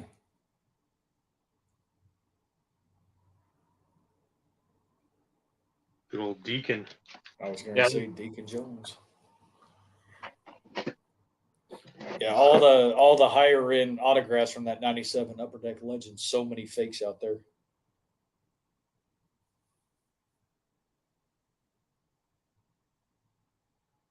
That is a slick card design. That is gorgeous.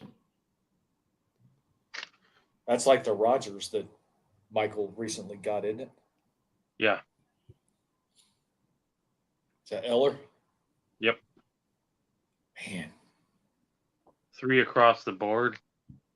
And then number to 10.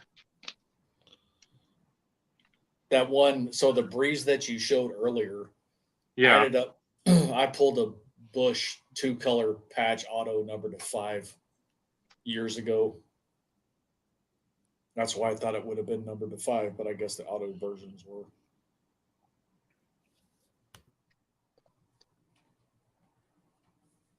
Another one numbered to what, 6? 8 on that 8. One.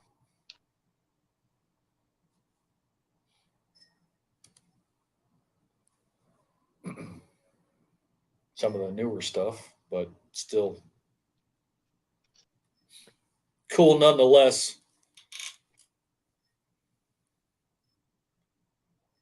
Charlie Taylor. 15.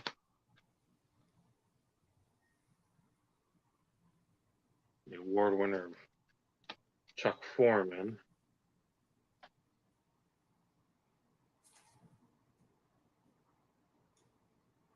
Old Pro Line, Chuck Noll. Knox. Chuck Knox Oh. from the old Seahawks way back in the day. Uh-huh. Not a what would you call him? Not a Hall of Famer, but Hall of very good and doesn't have a lot of autographs.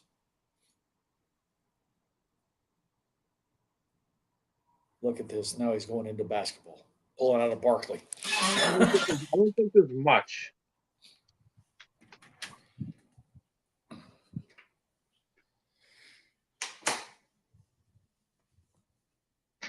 Riggins didn't pay that on the sticker there, but one I definitely wanted to get because if you watch anything old NFL films,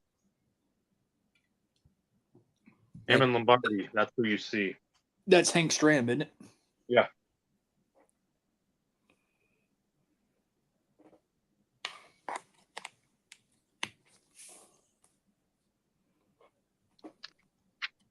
Playoff momentum.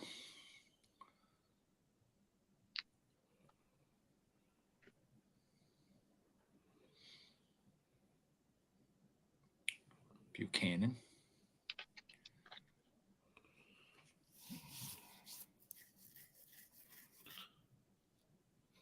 nice one.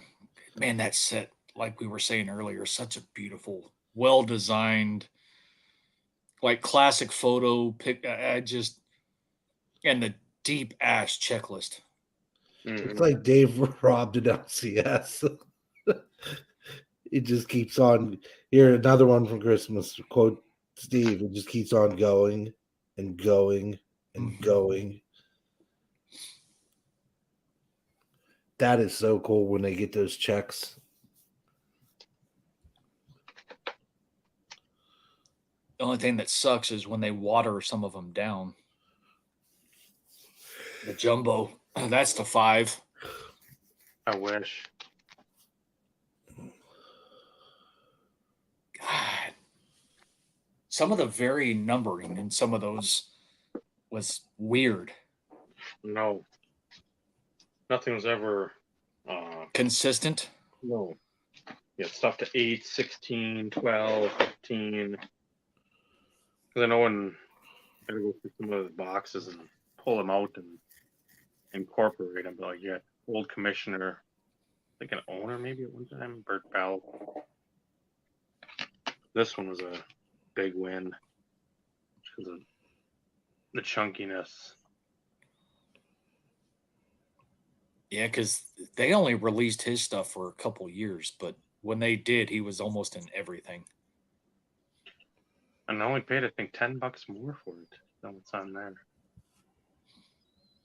Which is, And well, now you can't really find his stuff. Like his stuff doesn't pop up very often. no. More Bobby Lane. Another Burt Bell. Again, the stuff was like $20, $25. Like Eller, he used to be one of the most easy to get autos. So anytime anything was under like $10, like absolutely. Please and thank you. Again, another one that's graded for whatever reason.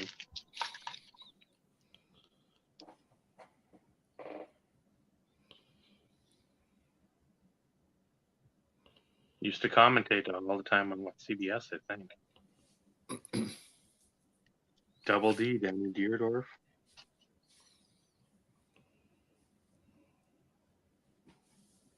Another nice one.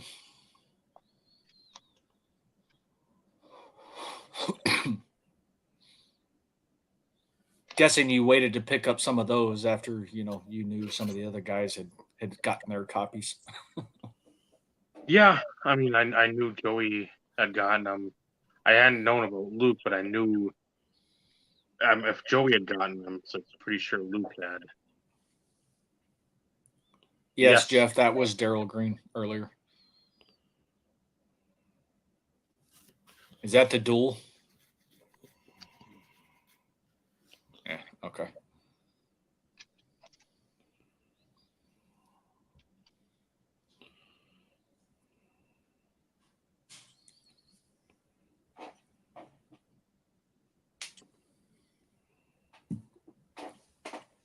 There it is again for you, Jeff. Yeah, because I think I got my 2 Daryl Greens in the span of like a month.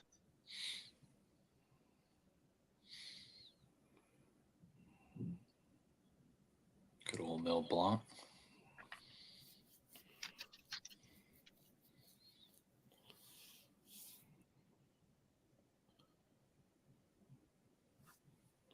Is that rookie? I don't think so. Like on the back, not even. It's got like 10 years, I think, probably worth of touchdowns. Nope. 12. I just had to ask because yeah, I was with that older stuff. I mean, a Bart Starr, Jim Brown, Namath, Peyton. The regular ones. Not saying that Bobby Lane's a regular, but just overall in the grand scheme of the hobby, you can't sit there and start naming. Oh, well, I know this Bobby Lane, unless you're a Lions or a Steelers fan or an NFL aficionado or whatever the case may be. But It's all because of Michael. All because of Michael. When he What is said, all? showing What is off all the- because of Michael? me showing that shit because he showed Oh. that Alan Page, and I'm like, I know I've got that amongst the.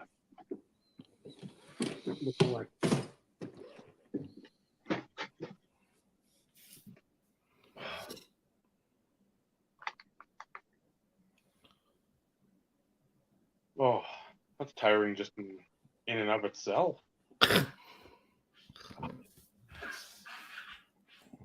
That's like literally the most I've looked through the cards since probably the last time I ran through those or ran through stacks of like the Jim Brown patch auto and all the other stuff. It's like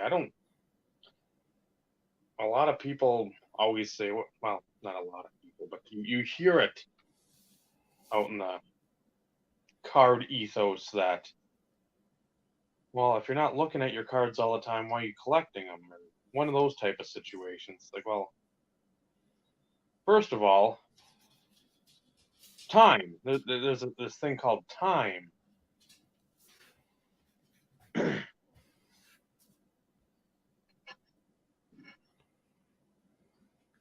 No, and he was the shutdown corner, and he didn't have the Dion, like the Merton Hanks swagger. It was just like, I'm gonna pick you off. You're not gonna catch me, and that's that. I don't think he played. I fairly certain he played at like a what would be called like a Division II or the NC whatever. Like I don't know if it was a historically black college or not, but I mean he wasn't like Florida State, Michigan, Notre Dame, Oklahoma, Nebraska. I know he played somewhere else, but yeah, his speed. Because what was it? Was it 91 upper deck football or 92? Texas A&M Kingsville. Yeah, I mean, it was not a football powerhouse. It wasn't hook 'em horns for sure. So, well, he was. He didn't need to be. He didn't need to be cocky and arrogant. He knew his job, and he was damn good at it. And one of the guys who I would say is what kind of ultimately derived the term shutdown corner. Yeah. Before it became a more common term. Mm-hmm.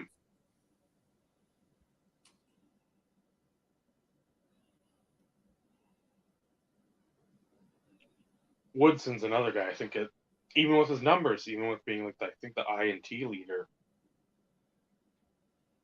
you don't necessarily put him right away thinking best corners of all time. Which I was a huge Woodson fan. I loved him in any Madden game I played at Super Tecmo Bowl. Loved trading for him in there because I mean you could create your own like linebacker, in which I think I created Quentin Coriat. That's how great of a 15-year-old I was. I was creating Quentin Coriat, a washed-up linebacker for the Colts. Was supposed to be the next biggest thing. So I made him, and again, you can add the speed, all the stuff as you go along. He, for whatever reason, I made, and he got all kinds of the attributes.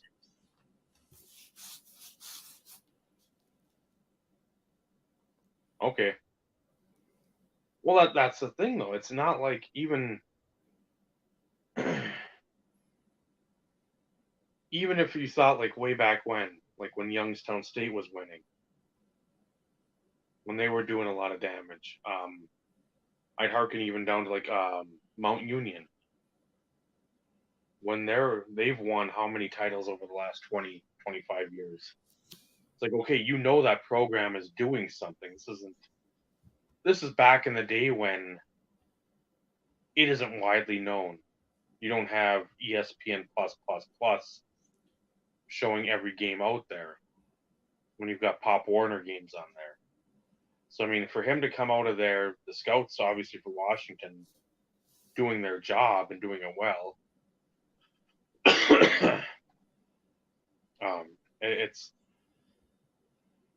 and for him to be such a humble, solid corner, elite corner for how many years? I mean, pretty much up until he retired, he was still shutting people down. So when other guys came and went and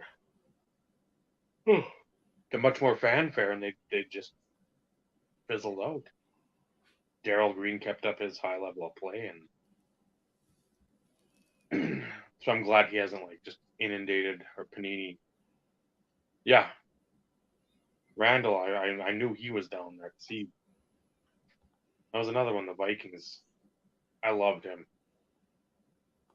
Energy, always energy, and that's, I believe, what a lot of teams miss now. They don't have that guy that just can like set the tempo. And Randall was a guy that was never shut his motor off. Sometimes that's good. Sometimes it's bad. But I mean, if you're on the field, I'd rather have you going 100 miles an hour than Meeshawn Johnson taking plays off and, well, it's a running play to the left, and I'm just going to sort of like trot out here on the right and not even block anyone. Then you're giving the play away. So yeah, John Randall's brother sold my mom her car back in 1993.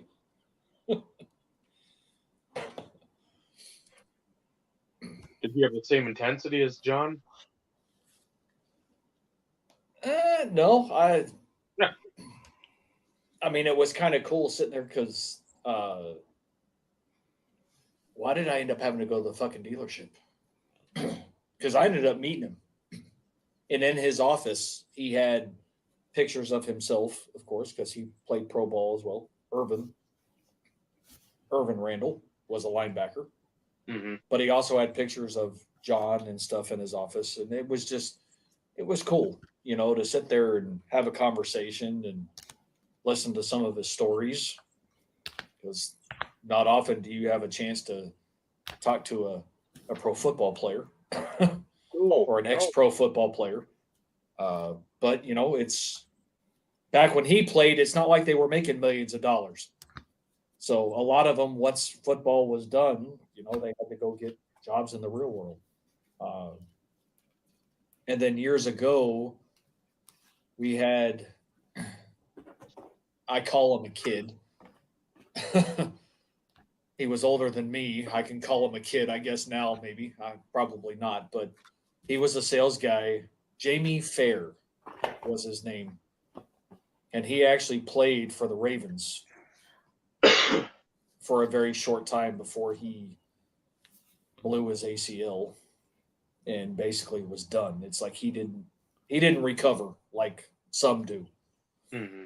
But he played when Ray Lewis was there, and he had a few stories about Ray Lewis and how intense that guy was. Was that the backer from Virginia? Who, Jamie? Yeah. Couldn't tell you. We didn't get into like where he went to school, where he got drafted type situation. I didn't go like do research on him and be like, okay, do I have any cards of this guy? Maybe I can get some autographed. You know, he was a sales guy, but really laid back, really chill guy. Built like a brick fucking shithouse, man. That guy was huge. But he did play linebacker. He was a backer. But man, was he freaking built as all get out. So, and then Chicago, the Bears won in 85, right? Yes. I want to say yes. 85 into what, 86? Or no?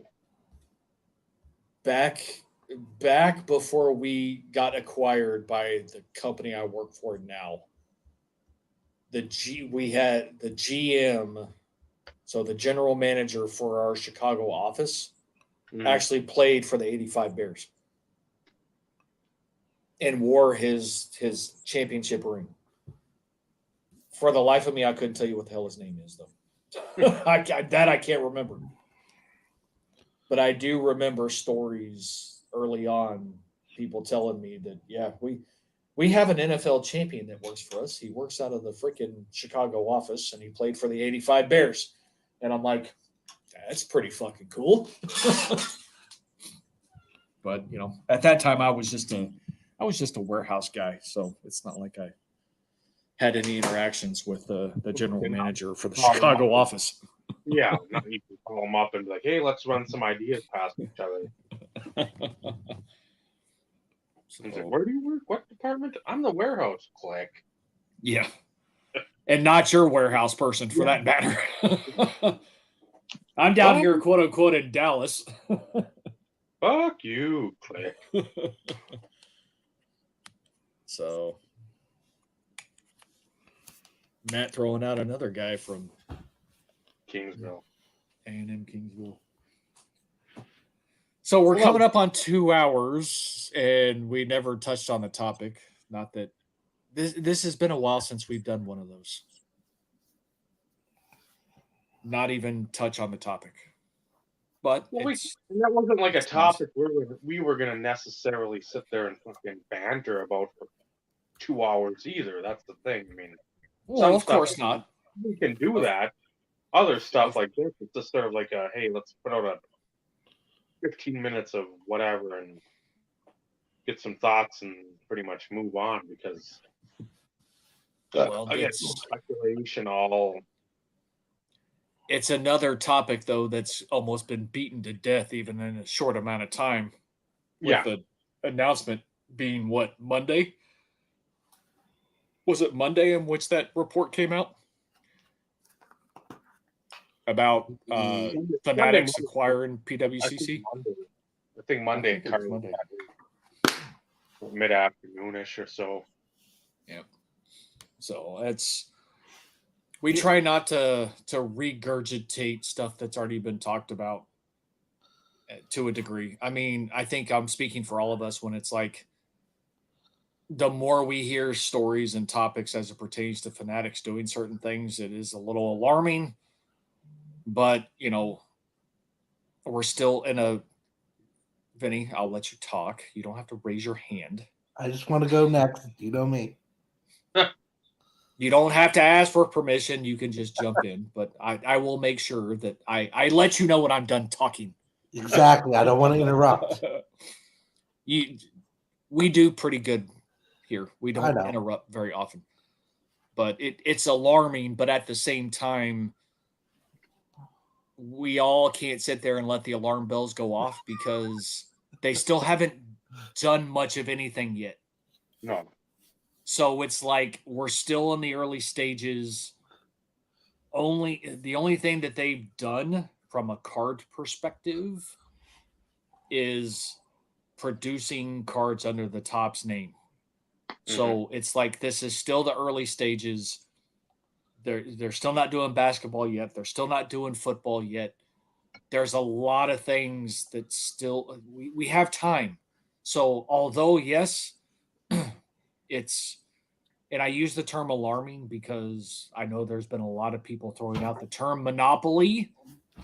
I still think we're not there yet either, because Upper Deck's not going to go anywhere. Like, the NHL is probably pretty pleased with what Upper Deck is doing collectively when it comes to the NHL licenses and the Players Association type stuff. Mm-hmm. Panini still has the wrestling license for now. Mm-hmm. But even once things shift, Panini's not going anywhere. No. They will continue to do stuff unlicensed. They will find a way to do it like they've done for baseball. The biggest thing that we all have to take into consideration is at what point are the leagues and the players associations going to open their eyes and try and find ways to increase the ability for ingenuity and competition. That's the part that we all need to be thinking about. So with that, I will allow the soapbox to be extended to our good friend Vinny. So the Reader's Digest version, I don't need to be big. Good Lord. Reduce me. Reducto. See, here's a Harry Potter reference. No. You asked for it. No. I just raised my hand so I could talk next. Listen to all the crap that I've listened to.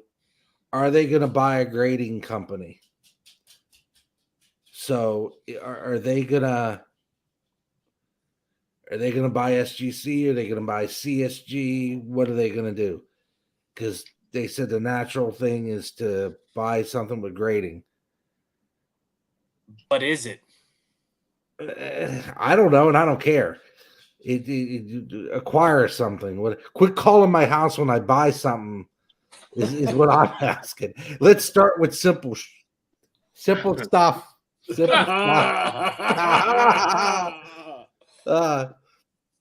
See, almost. So let's start with simple things. So if you want to buy a grading company, whatever, partner with a grading company. The other big question is, are they going to grant licenses to Panini? Why don't you use your brain and say, hey, Panini, I know you lost all the license. How about you give us a piece of the pie? Here's the right to do football. But you can't make 72 sets. No. You can make 15. Even 15's a lot.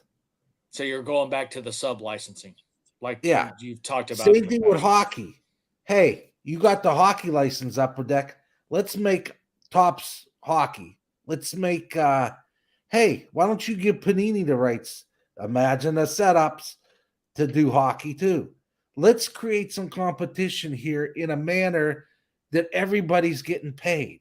If this is what you want, let's do something, I don't know, to create a more than just one product. People are getting bored. It's getting stupid. Yeah. I don't want to buy the same old junk every year. Allure. They all look the same. Synergy, it all looks the same. I don't mind buying Synergy because I like the cards, but it's boring. I buy the years when Lemieux's in the set. I try to buy a box or two, but it's just like, let's have something fresh from somebody else's perspective. Well, competition breeds ingenuity and creativity.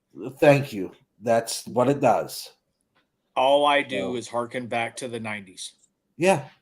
All the competition between Donruss Leaf Playoff, Topps, Pacific, in Upper Deck, like the competition was perfect. Fleer was even, it's just, you have that many manufacturers trying to buy for their buy-in to their little piece of the pie.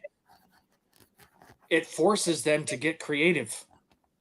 Granted, we all understand, and Jeff has mentioned this on previous episodes. So Jeff, I'm not gonna quote you specifically, but I'm going to at least throw something out there.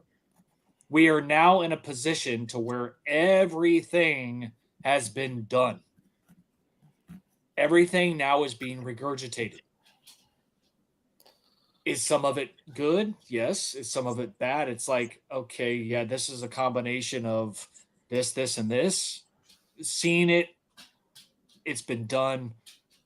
But at the same time, you still have, the more competition you have, the potential for the creativity and the creative juices to continue to flow is always possible to create stuff that none of us have seen yet.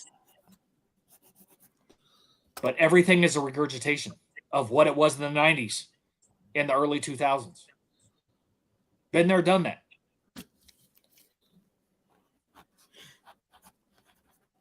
Vinny, would you care to retort? No, I don't. I'm just writing down other things that come in my head because I'm like a squirrel. It's been established on this show that I have the attention span of a gnat. Thank you, Dryden. That is not fully accurate. Well, the older I get, the worse Squirrel. I get. Huh? Yeah. I couldn't help it.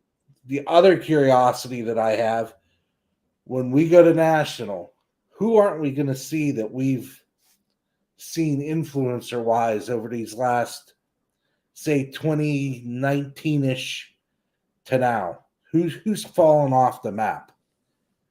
Just curious. Hopefully Then all. after National, Hopefully how all. many people say that again?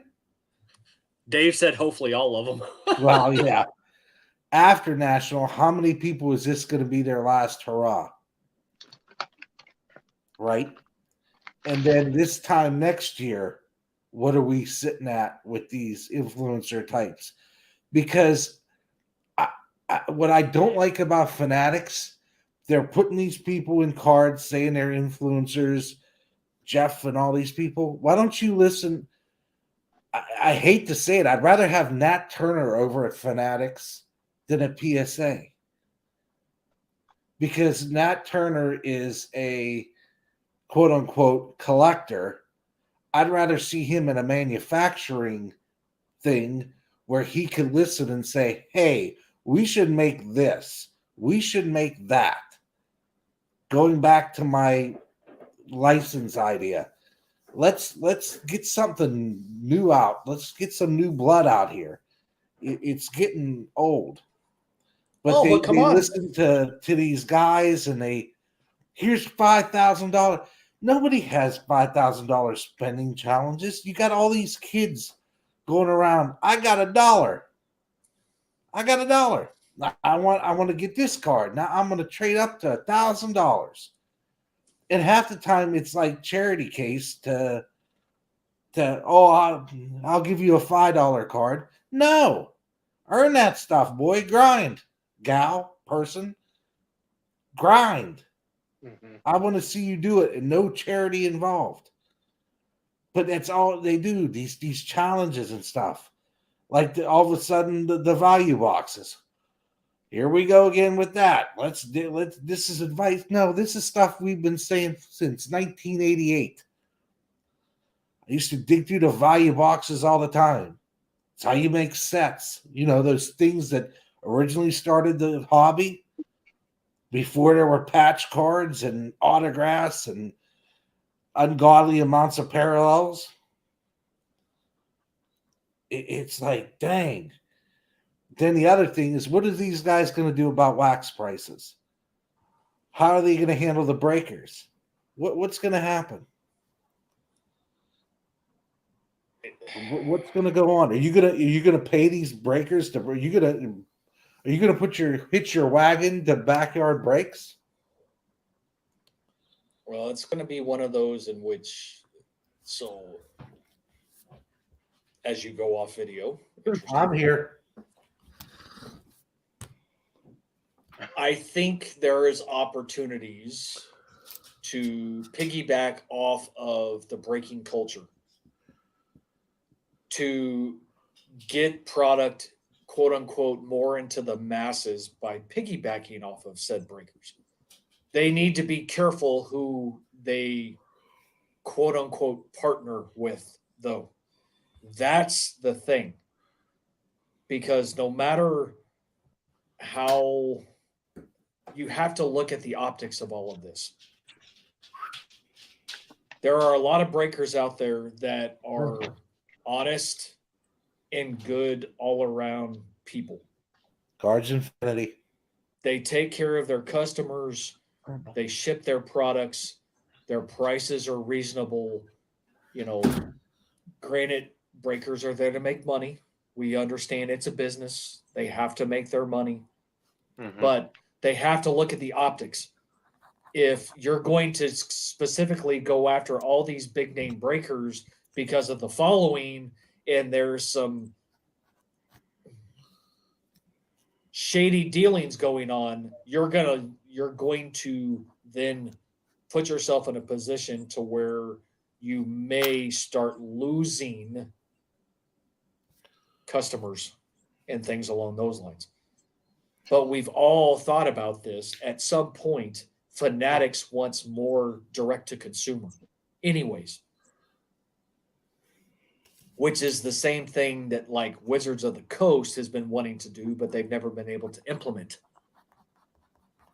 The question becomes, if they go direct to consumer, what's the price points going to look like? Where's the discount like percentages go, and what does that do to brick and mortar shops?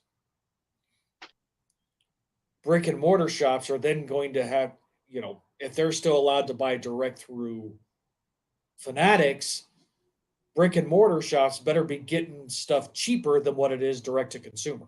Or then what's the point? Mm-hmm. So there's a lot of unanswered questions. There's a lot of things that still need to happen before any of us actually really see how things come to fruition. Everything is speculations. Everything is opinions. And until things start happening, I hate to say this, it's not really fair for anybody to pass judgment, because they technically haven't done anything wrong. They haven't done anything great, but they haven't done anything wrong. It's still early in all of this. So everybody needs to just let it play out. We all can address concerns. The fact of pushing towards a monopoly, okay, there's still a ways to go for that. But if that starts happening, then what are we going to do? Are we going to shut up and like it? Or are we going to raise a stink? And then now we get the shit regulated. Do we want the shit regulated? Do we really want it regulated? So it's like, it's the double-edged sword. Which way do you want? And these are businesses. BK does. These are all businesses. It's about making money. So personally, I understood the Topps thing, and I'm going to say it again. It was said here first on the IRP, and don't you freaking forget it. I understood the Topps thing. I didn't understand the potential acquisition of Panini America. That didn't make any sense to me. Other than the fact that Panini probably has the higher pecking order on the printing presses for printing cards because they produce so much. But if they're acquiring PWCC, all they're acquiring is the auction house and the name, which to me is even questionable because there's some questionable shit at PWCC. Nah. Just throwing it out there. It's better than them acquiring Probstein, okay? No, it is better than them acquiring Probstein. Probstein has been shadier for longer than PWCC. Well, yeah. Allegedly. No, that ain't alleged. Normally, I would say agreed, allegedly. No, this ain't allegedly. But it's one of those in which they're giving themselves additional pieces of the pie. So from a business model perspective, it's smart. It's giving them a larger chunk of the pie. But if it gets to a substantial piece of the pie, like I said, are we going to raise 50 kinds of stink and go say, okay, this is a monopoly? Then we have to deal with regulations. And it's like I said, can't have your cake and eat it too. It's a double-edged sword. So shit has to play out. We have to see what happens. see what other moves they decide to make. If they acquire a grading company, who gives a shit? It's we to a degree we have to give them a chance. We have to let this play out. We have to see what happens. Because as of right now, it's all speculation. Just my own 2 cents. Soapbox retract. Very well done, sir. And on that note, if there are no other retorts, comments, we may be able to tie a bow on it, Dave. For me, it's just like, okay, you've got, if you get PWCC, you said your auction house. Okay. You get that, and you're trying to get sort of like I'm sure at some point, I don't know if it's up or that was Golden's site that was trying to do the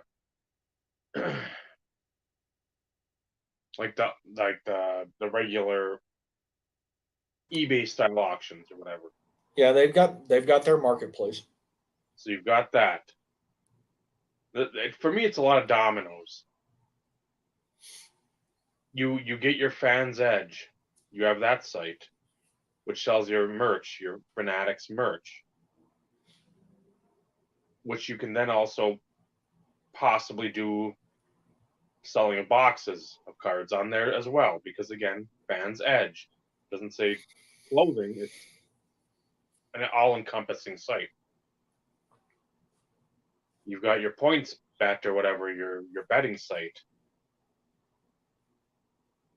Do you incorporate that eventually down the road? Because people are such fucking fiends in this hobby. And again, our good friend Foxy always used to say he's such a degenerate. Because he's always going to, especially when like the Lucas stuff was going with Prism, he'd go in and he'd wipe the store out. But he's like, I'm such a fucking degenerate. I'm dumb. I'm just trying to get the Luca. He knew it, but a lot of these other guys won't. Well, you start betting if, let's say, you have, 5 breakers. You somehow institute 5 breakers.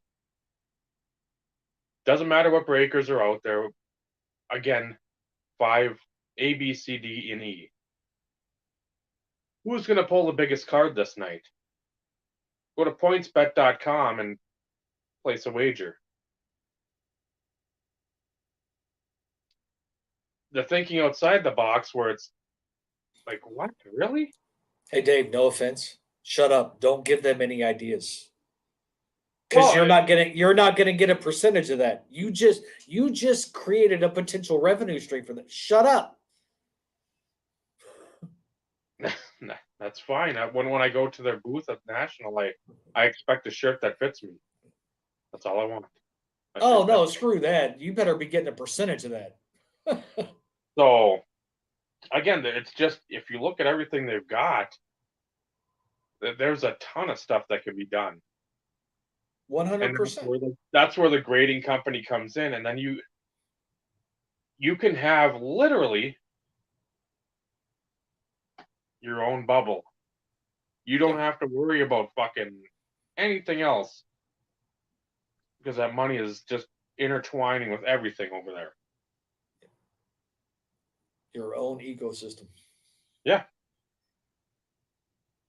So I just like, that's the thing, that the grading thing makes sense no matter what it is, which company it doesn't fucking have to matter.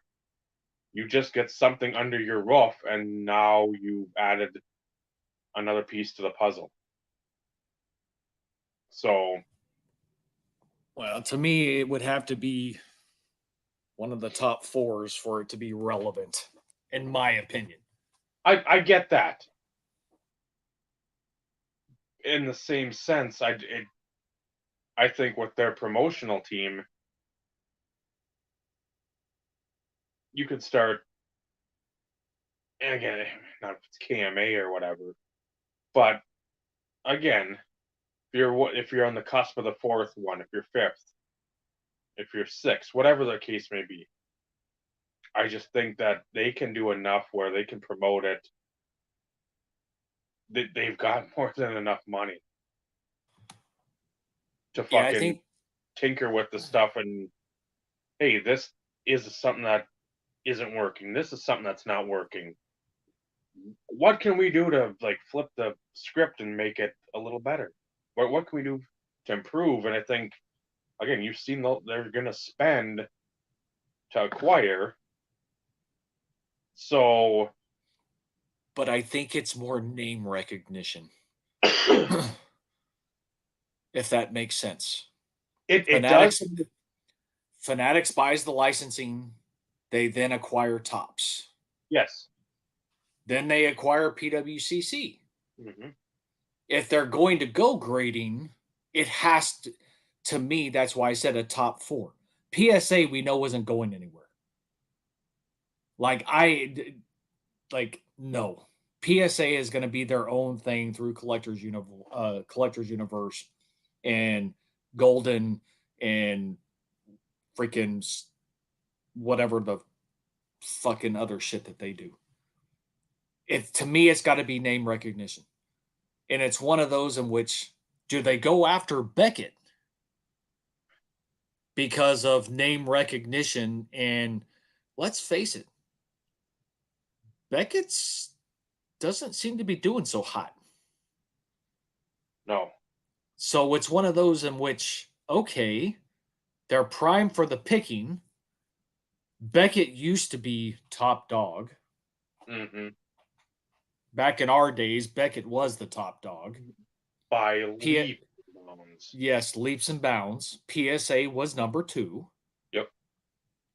For whatever reason, it's flip-flopped. And part of that has to do with the lack of customer support, I'll call it, from Beckett's perspective. Mm-hmm. The CEO that they just hired, from what I've kind of gathered and heard and inklings and stuff that I've just kind of perused through, doesn't know shit. I'm quoting other people. So it's like they're primed for the picking. So why wouldn't you go after? Because at the end of the day, if you're really trying to corner the card market, your biggest competition outside of manufacturing, because they're cornering the market on that, is going to be Collectors Universe. Because they have PSA, they have Golden Auctions, and they have Golden Marketplace. So if you're trying to corner the market even more, you want to create that additional competition. Why not go for number 2 and acquire Beckett? Well, then you could still put out the mag, still have your marketplace as a separate entity there for your collectors or folks that just don't have the volume, or they have the volume but they don't have the oomph behind what they're putting up. They're putting up a Broder 98, 99 tops. And I mean, it's not their best card, but that's the stuff they've got in that 25 cent to $25 cards. They're not putting up monsters. Yeah. You could still have your printable price guide. The thing you're gonna have to do if you're Fanatics is, and it's gonna be stupid in the sense that you're gonna always hear it. It's like, this is the official card grader of Fanatics. Yep. I mean, that's got to be like beaten into your fucking skull. So when people start hearing that, and then they start saying, "Well, this is a Fanatics brand." Then you could start. Then that's when you have the hurricane. Everything starts getting fucking wrapped up, and like, okay, now I'm following PWCC stuff because I know there's some monsters on there, and I like. Well, they said Beckett. I like the publication because that's a Fanatics. And you could probably market just your name on that shit. And there's so many fucking dullards in this hobby that they believe this shit. Like, I'm not gonna say Beckett's gonna have a resurgence like the mid '90s when every kid that collected had one, and that was why it was the Bible. Yep. I mean, it was the gospel. You went to your fucking Beckett. How much is this book for? How much is this book for? Yep. So I mean, you can. I don't say go. You'll never go back to that, Dave, because again, there's too many other platforms and spaces that you can find these cards going for whatever prices they're going for. That Well, again, it's it too might. liquid. It's Oh too yeah, liquid nowadays. and it might be a nice baseline for some stuff, just because it's not moving. But again, in the end, people are going to pay what they feel like paying. There's an Ed Reed patch out of 5, and let's say again, hypothetically, because it's under 20 or whatever, and they don't do that, or they don't price them out. Let's say a book for 100. Like, well, if the fucking patch is the Maryland state crest with all those colors on there, fuck you. I'm probably paying 2. I don't Or care. more. Yeah, I don't give a shit. It's like Yep. it always is going to be on a case by case basis, where the customer consumers, they're going to be the baseline. It's not going to be a printed periodical. It's going to be the customer. So, but I still think that Fanatics can make a run and do some damage in the hobby with that, meaning that they can make some money, boost up Beckett's portfolio, that they're how they're viewed in the relatively new collecting community, where again people fawn over PSA like it's been number 1 since day one, and that they were at one time number 3, I bet, with SGC. Yeah.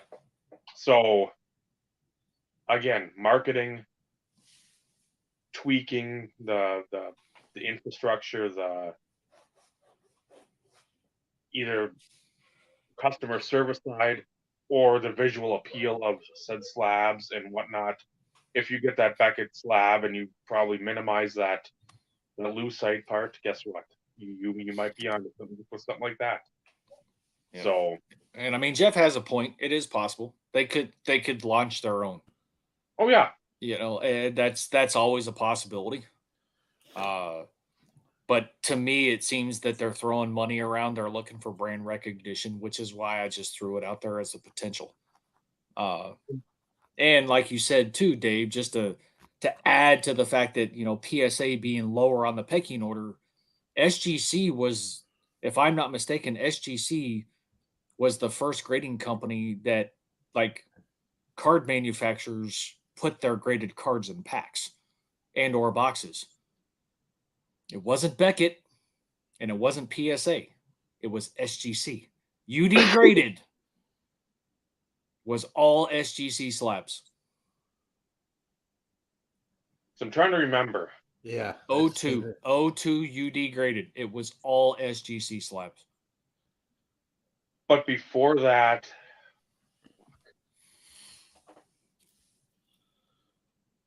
I want to say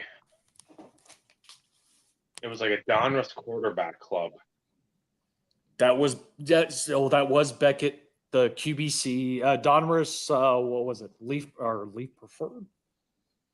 No, Donruss. Because it was all I have a few of them, but yeah, it's QBC. Different variations. I know.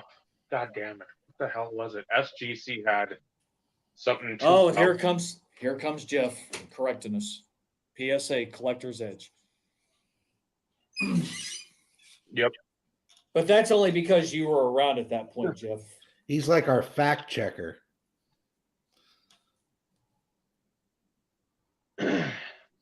Yes, and Prime Cuts was all BGS.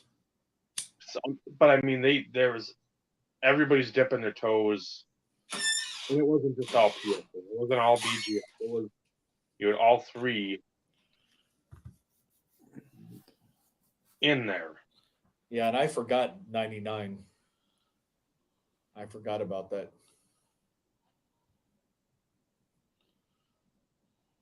Well, Maybe that's terrible at the time too, because Kenny Golden wasn't pimping that. He was pimping the blue chip specials on Shop at Home with Don West.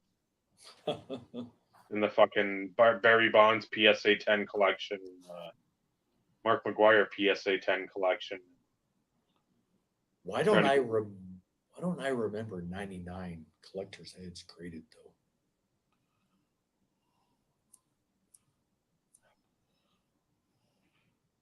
That's why it didn't stick out in my head. It was Collector's EG or Collector's Edge. Yeah, Collector's EG. I think that was like the little EG was the logo. No, we kind of figured that, Jeff, that it was your product. I'm trying to figure out why in the world I don't remember it. Because we're old. Yeah, but even then, that would have stuck out in my head because it's something different. Yeah, the first thing I remember hockey-wise is Be a Player, and those were in Beckett-like slabs. What's fuck? Did Topps Reserve at one point? Topps Reserve early on, and again early on because they didn't have like a fucking lengthy run. I thought it was a basketball. But again, that was like a couple years later. Because I remember, who the fuck was Jerome Moiso from UCLA Bruin? I think he went to Toronto. I remember buying a few cards of him, PSA graded, and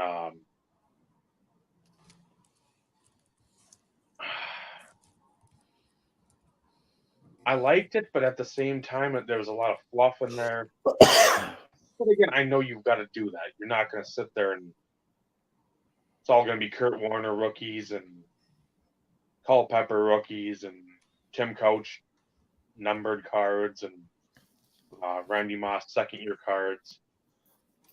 You're going to have to add some filler in there, obviously, but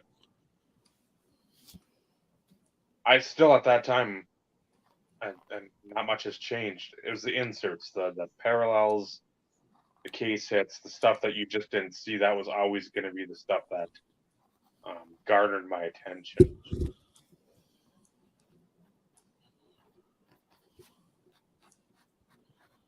Why in the hell do I not remember that?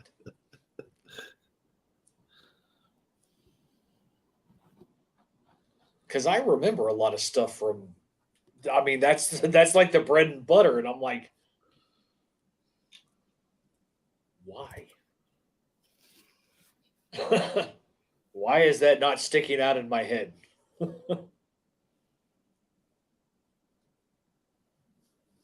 Maybe because the shop didn't carry it and I never saw it.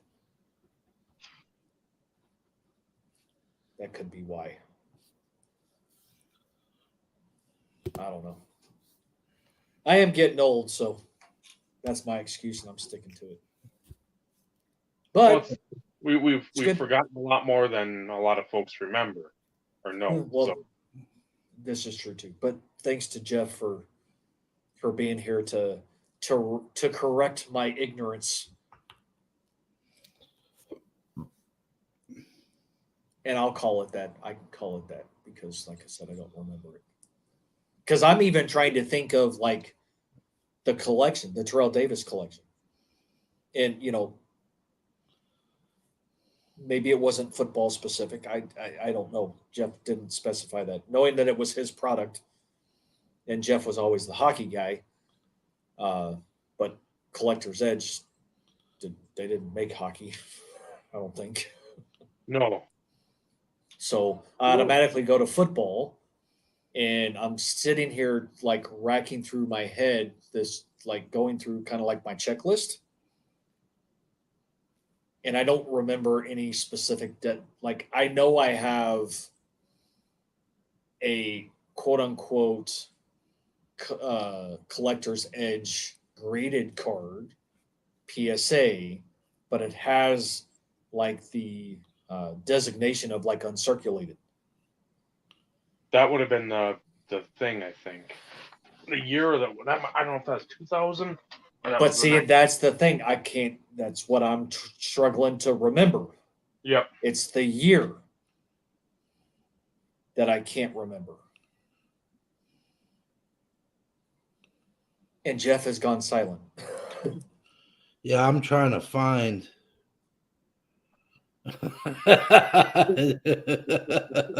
No, Jeff. No. Nice, well played, sir. Well played, but no, I am not profiling you because you're from Canada. It's because we know of you more from Pacific as it pertains to hockey than We have to be nice. Most of the viewers are Canadian. Most of our peeps are Canadian. It's like a 50-50 mix, man. I'm just trying to find one of those cards. I mean, we knew Collector's Edge, we knew Pinnacle, we've known Pacific. We knew all of that, but at the same time, it's when I think of you, Jeff, I think of you at Pacific in hockey. That's not an insult, I promise you. That's coming from the hockey oracle. Not self-proclaimed. Foul mouth. Definitely not self-proclaimed. Considering you're worse than I am. In multiple facets. That's debatable at best. That's bullshit. If I were to create a poll right now, and if people were being truthful, which they always are, it's the internet. I know you are, my friend. Jeff, I know you are. But well played. Well played, my friend. Well played.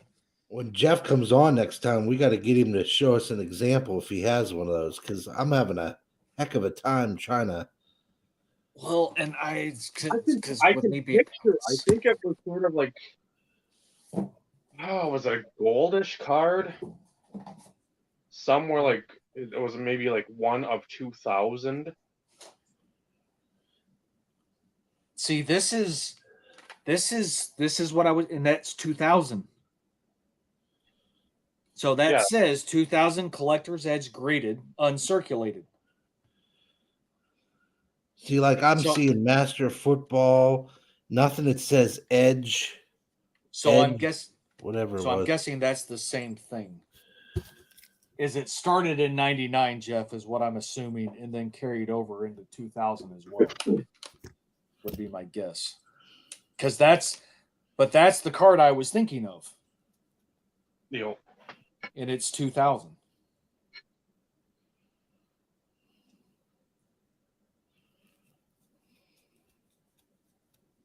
So I wasn't too far off in thinking that once Jeff corrected me and stating Collector's Edge was the first one to do it 99. But that being 2000, I'm guessing that followed up from 99 to also 2000, which I guess would make sense. Holy junk here. No, it jumps right. So I put in 99 Collector's Edge graded, uncirculated, Searcharuno, and it just comes up all 2000. It's having no problem finding the 2000 ones. There's Brett Favre. Uncertain, yeah.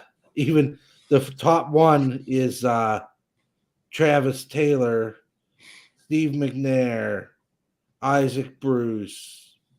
Nope, but Jeff, that would make sense. So all in all, you weren't completely wrong. You were in the ballpark, more so than what I was, because I immediately thought of 2002 UD graded being one of the first. So that does make sense. So, hey, we all had to put our brains together on this one. Sometimes that's the way it works. Because I know I've got North cut of those. There's TD. Yep. Also win an 8. 9, mid-9. Oh, yeah. You want to upgrade for Christmas? Mine is an 8. Right out of the pack fresh at an 8. technically it was. It was pack fresh. Pack fresh. Actually, it's not even pack fresh. It's printer fresh. This is true. Press fresh. press fresh. Yeah, say that. Yes. Huh? What? Say Squirrel. Squirrel. All right, Dave. Wrap us up before we Go. Start barking, baby. Start barking. You need to interrupt its Zoom call. It's gone. It's gone farther than it needed. Oh shit. Thanks for everybody to watch tonight. Sorry to put you through 2 hours and 40 minutes of fun, but at least we are being truthful about the stuff we're passionate about. You don't have to put headphones on for that one. It isn't a fantasy final score. Thanks for Michael jumping in. Thanks for all the Vikings cards being shown by me. Sorry, no Justin Jefferson. Maybe next time. You too, Jeff. Remember, send us money. Not you, Jeff. Just anyone in general. I mean, you can if you want. We can enhance our collecting experience and continue to influence those who will never give us credit at all. They're fucking cunts. Next week should be Tuesday night again. The week after, I think we'll start the Wednesdays. Thank you kindly, Matt. Take care.